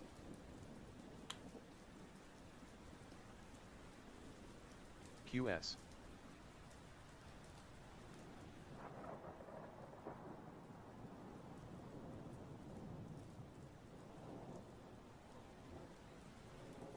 SRFM CTXR War Big Spread GNSS LFWD HUD CMG SRFM. Watch this before it's too late. The nationwide roof repair and replacement website makes it. At this moment, President Trump is working aboard Air Force One to keep Israel and Iran committed to an historic ceasefire that he brokered. I'm Harris Faulkner. You are in the Faulkner Focus. That agreement stumbled overnight when Israel and Iran accused each other of firing missiles just after Trump had said the ceasefire is in effect. This morning, on his way to NATO, the summit there in the Netherlands, that's why he's aboard Air Force One. The president said he's out of patience with both nations. SRFM. These guys got to calm down. Ridiculous. I didn't like plenty of things I saw yesterday. I didn't like the fact that Israel unloaded right after we made the deal. They didn't have to unload. And I didn't like the fact that the retaliation was very strong. I think they both violated it. Yeah. I don't think I'm not sure they did it intentionally. They couldn't rein people back. I don't like the fact that Israel went out this morning at all, and I'm going to see if I can stop it. So as soon as I get away from you, I'm going to see. Well, shortly after that, the president posted this on your screen. Israel is not going to attack Iran. All planes will turn around and head home while doing a friendly plane wave to Iran. Nobody will be hurt. The ceasefire is in effect. Israeli Prime Minister Benjamin Netanyahu's office confirmed he spoke with the president and that Israel would refrain from further attacks. The statement adds President Trump expressed his immense appreciation for Israel, which achieved all of its war goals. The president also expressed his confidence in the stability of the ceasefire. U.S. Ambassador to NATO, Matt Whitaker, will be in focus moments from now. We begin with senior White House correspondent Peter Doocy, who is in The Hague, Netherlands, where that NATO summit will be held later today. Peter. OLB. Harris, good morning. President Trump's baseline throughout this conflict has been that Israel has no greater friend than the United States. But today he showed that you can still sometimes get four-letter word frustrated with your friends. You know what? We basically have two countries that have been fighting so long and so hard that they don't know what the they're doing. Do you understand that? A senior administration official tells us to expect two big things out of this short trip to The Hague. The president is going to push other NATO countries to revitalize supply chains to make sure there's never an issue making weapons. And he's going to push them to more than double defense spending from 2% GDP to 5% GDP. Many European partners are putting out the word they will try to do that. But the president's frustration with other countries paying less and then expecting the U.S. to come and bail them out in a wartime has reached a boiling point, so he might be looking for a way out of the provision that requires all NATO members to defend any NATO member that gets attacked, called Article 5. Are you still committed to Article 5 of NATO? Depends on your definition. There's numerous definitions of Article 5. You know that, right? I'm committed to saving lives. I'm committed to life and safety. And I'm going to give you an exact definition when I get there. I just don't want to do it on the back of an airplane. And that could come soon because that airplane is going to land here near The Hague in about 2 hours. Harris. Peter, thank you. Matt Whitaker, U.S. Ambassador to NATO, is in focus now. Good to see you, Ambassador. How confident is the president that he will walk into the NATO summit with a victory of a ceasefire holding between Israel and Iran?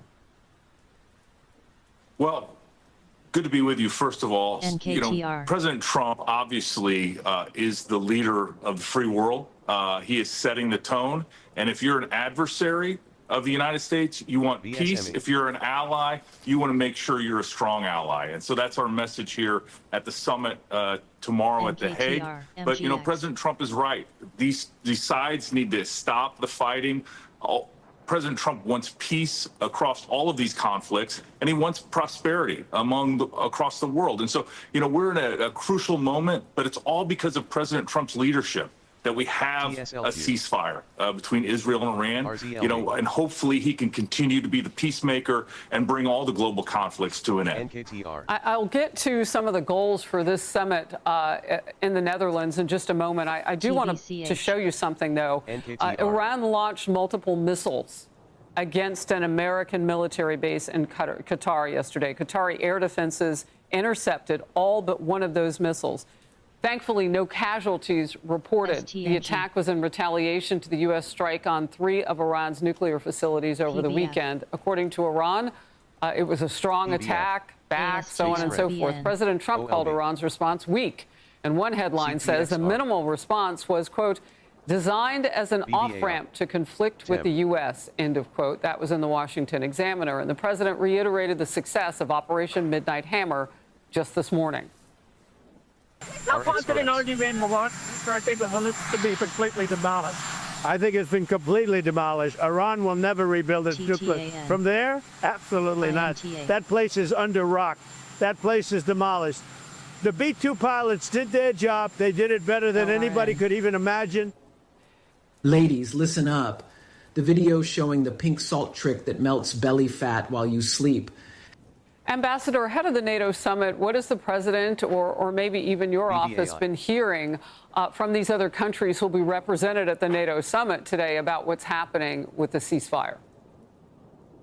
Well, obviously, our allies, like the United States of America and like President Trump, want peace, but we will defend our interests. You know, I think our allies are also realizing that there are certain capabilities only the United States can bring to bear, including flying B-2 bombers halfway around the world from Kansas City, dropping a dozen bunker buster 30,000-pound bombs on an adversary and getting home safely without anybody hardly knowing that we were there in the first place. And I think that is the kind of capabilities our allies want to ally with, and that's why we're going to see history be made tomorrow here at the summit in The Hague for NATO.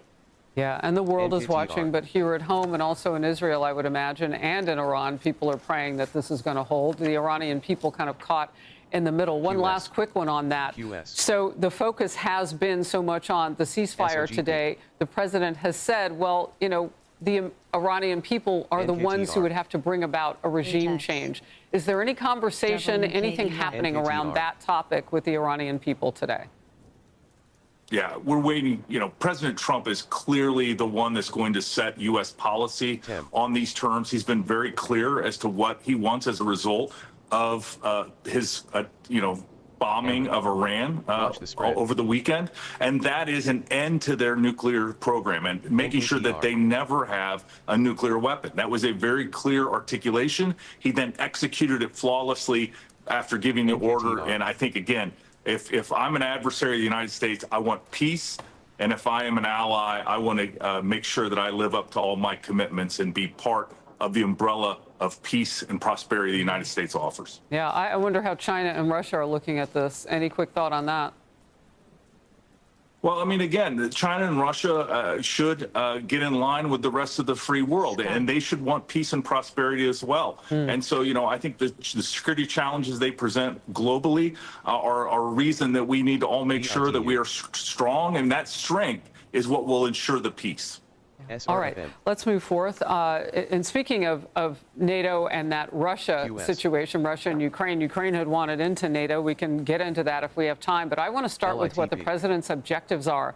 I know one is to go from GDP 2% for these nations who belong to GDP 5% of that for militaries there. Talk to me about that and whether or not that is really going to happen.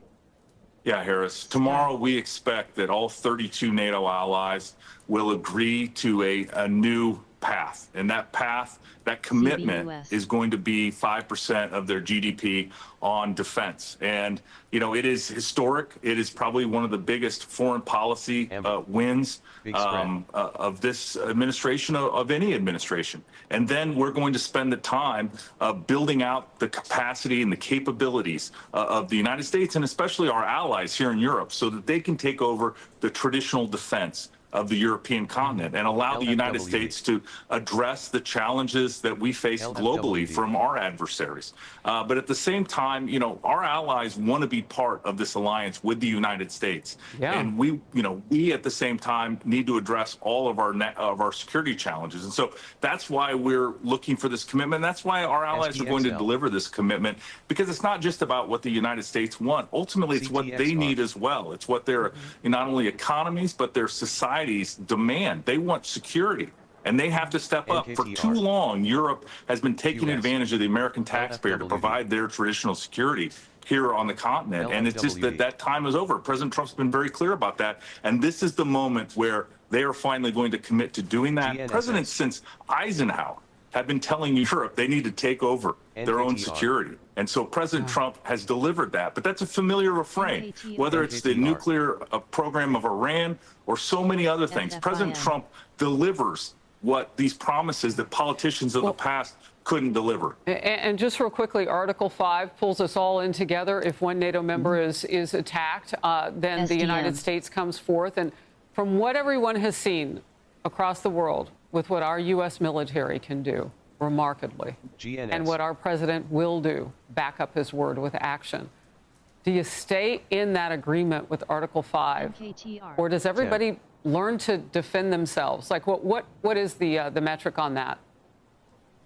Yeah, well, Harris, everyone talks about Article 5 and the commitment that an attack on one is an attack on all. But I remind everyone immediately that it all starts with Article 3 of the agreement, which is you need to provide for collective security, but also your individual security. And so each country needs to address their unique security needs within the alliance. And then that strength within their own countries makes us all stronger. And so we have the plans in place to work together, to be interoperable, and there is a great platform here at NATO. But our European allies and Canada need to step up. For too long, they have been underspending, and now is the time, and President Trump is the one that's going to get them to finally do this.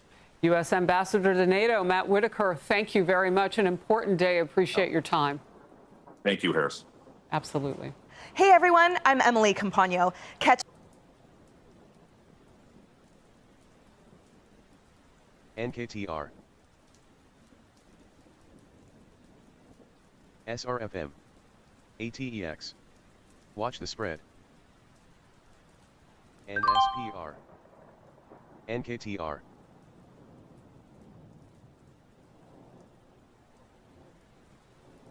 NKTR. C. NKTR.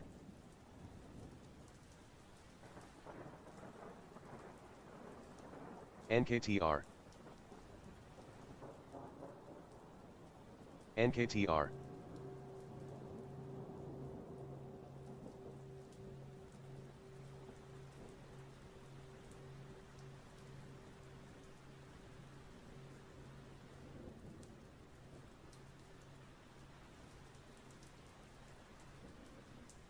SRFM. NKTR.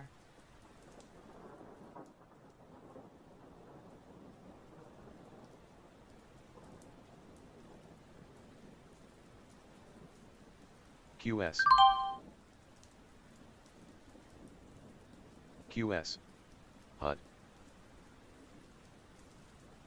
NKTR. QS. NKTR.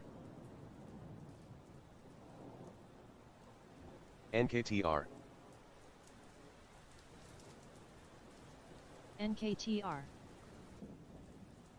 NKTR.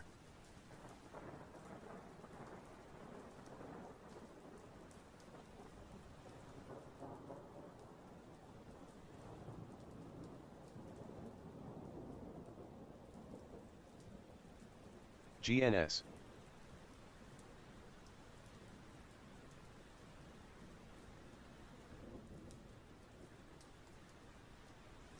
NSPR.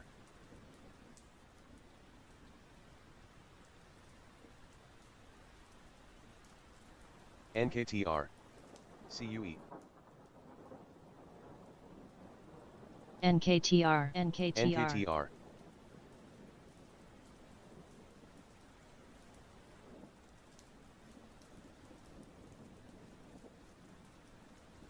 If you want to get your name, phone number, and address off the internet, but want to handle the removals yourself.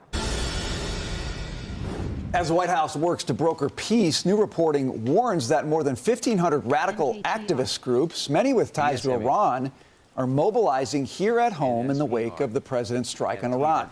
Groups like CARE, Code Pink, and the Answer Coalition, some funded through dark money channels, already planning and even engaging in street protests.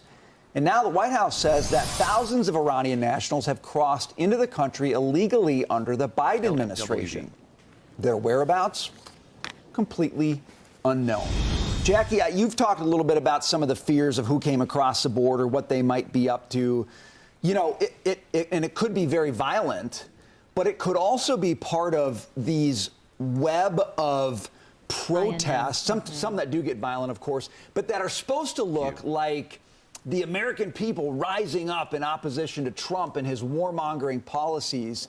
And what we're finding, in fact, is it's LFWD. kind of the exact opposite. This is elite structured stuff here. I'm not surprised by this at all, given what we've seen, the organized, very highly funded protests that we saw on campus that were not just your everyday average students that were, you know, basically calling for death to Israel and the destruction of Israel, you know, spewing their anti-Semitism. So I'm not surprised that these other NGOs now are coordinating in the same way. There is a lot of money and a lot of effort put behind putting these groups strategically here in the United States. An open border certainly didn't help with any of that. We've also got the news that 11 Iranians were arrested by ICE. 2 of them allegedly had terror ties. 1 of them allegedly had ties to Hezbollah, which is also a terrorist organization.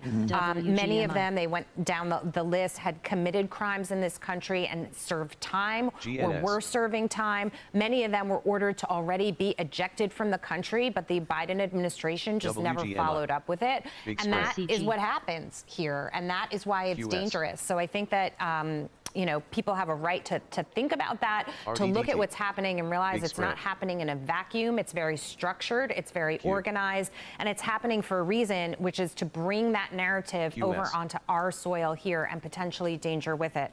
There also were some reports that Trump got a warning about some of these sleeper cells before Israel bombed Iran. And so I think this has been on the radar. I think they've got phenomenal intelligence on it, and I imagine that it's going to be handled accordingly. But, you know, we've got an issue in this country when we turn a blind eye and just say we're going to open our doors and let anybody and everybody walk across the border and not ask some questions about who you are, where you've been, and why you're coming here, not to mention breaking the law to do it. You know, DeRoy, the journalist who looks into a lot of this and does a lot of the great work on it, Azra Nomani, she calls this a protest industry. Oh, yeah.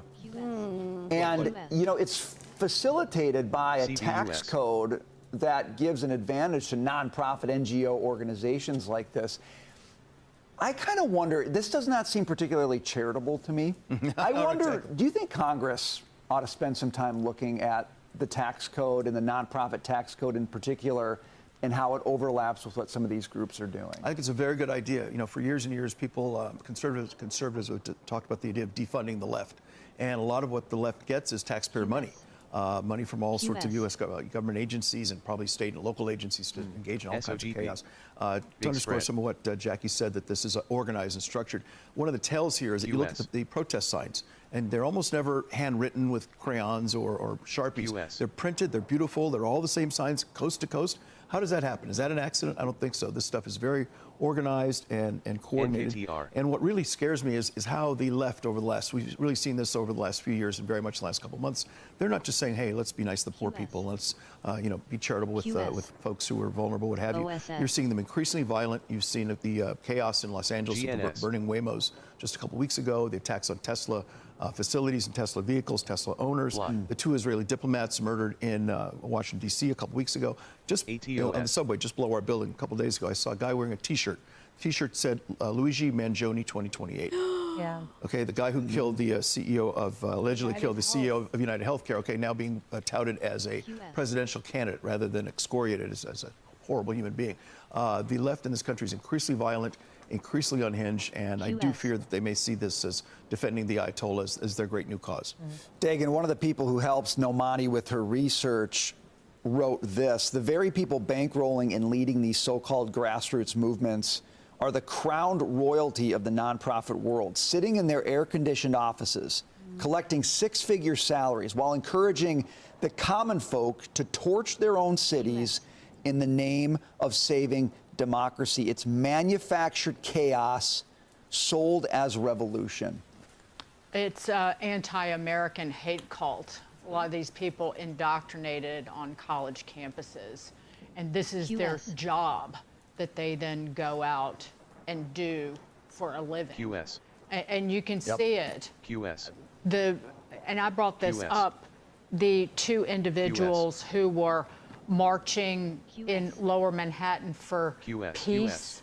I lose track of what they marched for. They were marching against ICE in Lower Manhattan, and they were laughing and mocking a black mother who was trying to get to work. Right, that bun wearing. One of them, the older woman, is a lifelong protester. Has a job, though. The other one, the man bun, with the grin on his face, he sued the New York City Police Department over the way they handled him because they removed his face mask during a COVID-era protest for Black Lives Matter. He's a white man, and he got money. He got money from the city of New York. We all paid for that. Right. On Fiverr, you can find the perfect freelancer to build your website. But you probably already know a guy.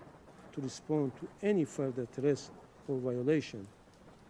Finally, to conclude, Madam President, we are now closer to diplomacy than ever before. The large-scale war they thought could force Iran into so-called unconditional surrender and make it abandon its peaceful nuclear program through intimidation, threats, and the use of force has failed more clearly than ever. They unleashed their full military might, supporting and providing Israel with advanced fighter jets, sophisticated weaponry, and the most powerful bombs, even bunker busters, to attack Iran's peaceful nuclear facilities, and covertly, deliberately, and indiscriminately targeted civilians and critical infrastructure. These attacks led to the martyrdom of hundreds of innocent people, including women, children, nuclear scientists, academics, athletes, students, aid workers, and senior military officials, and left thousands more injured. We honor martyrs for their sacrifices as well as our brave, patriotic people in defense of our homeland. Iran emerged proud and steadfast in the face of this criminal aggression.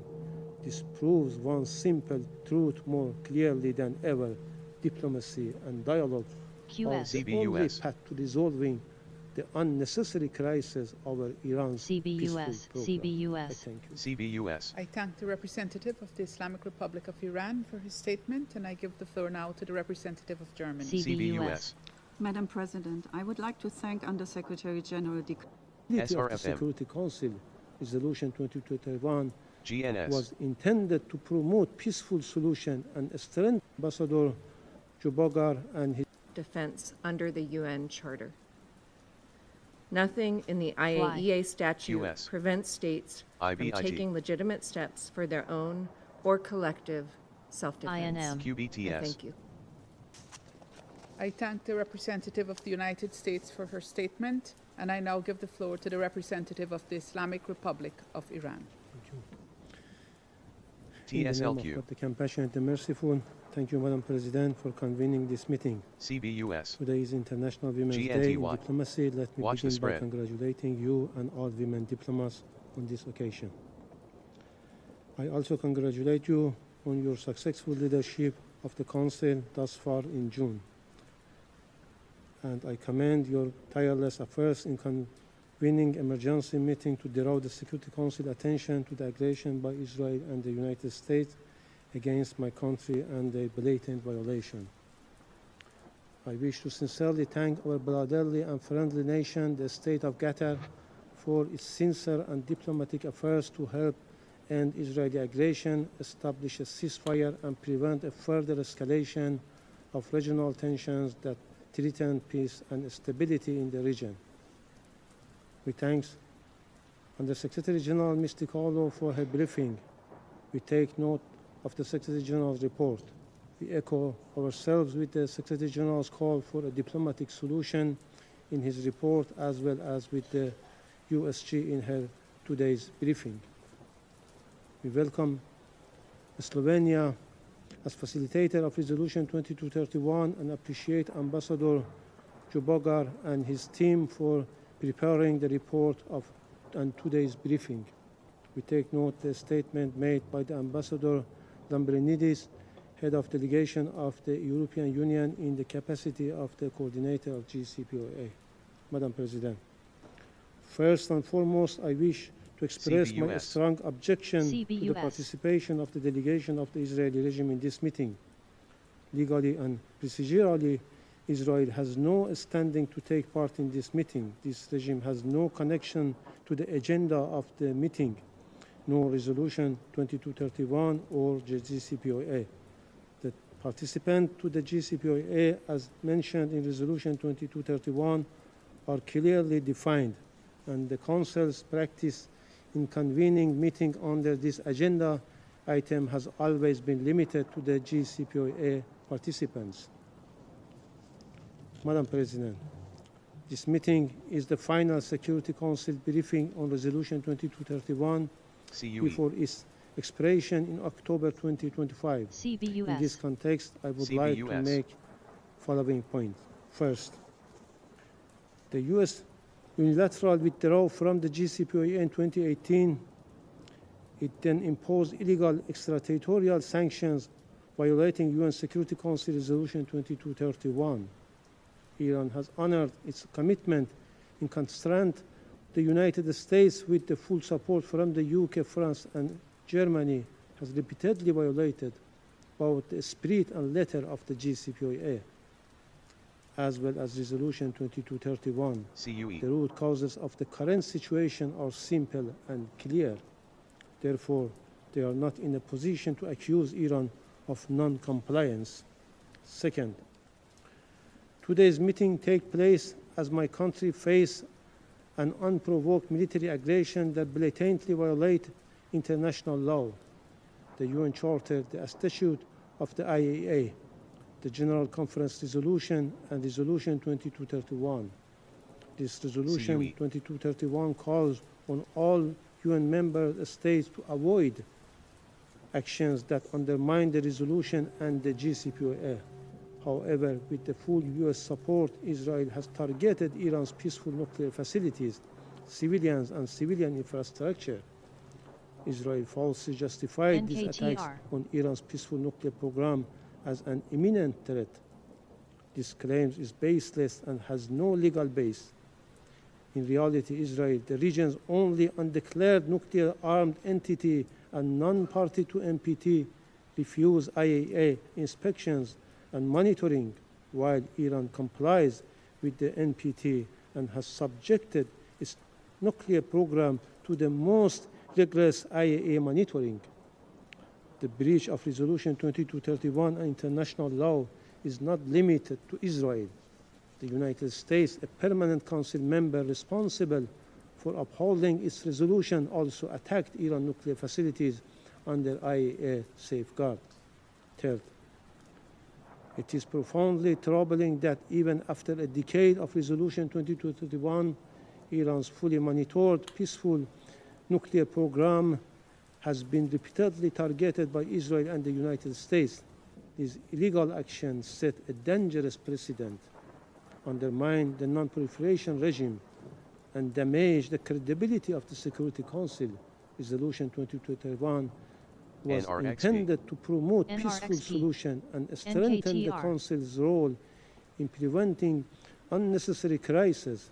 However, reckless attacks on Iran's peaceful nuclear facilities by Israel and the US has gravely weakened this role.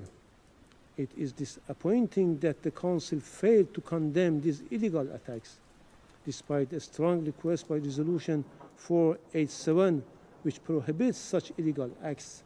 We call on the Council to, at the very least, explicitly condemn these aggressions and ensure they don't happen again. Fourth, the double standards are blatant.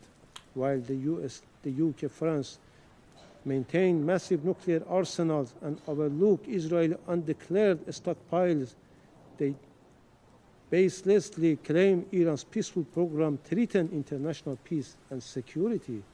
These political accusations have been refuted for years by Iran's transparency and by its full cooperation with IAEA. If they truly care about the non-proliferation regime, they must condemn Israel's violation of international law and Resolution 487. Fifth, claims that Iran has violated Resolution 2231 are groundless. For past decades, Iran has upheld Resolution 2231 and the JCPOA.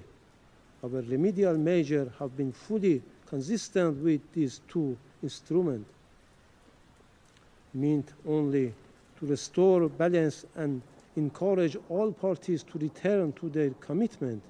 Iran remedial measure must not be misused to justify new pressure on the JCPOA or Resolution 2231. NSPR. The Council must prevent any attempt to manipulate this mechanism against Iran.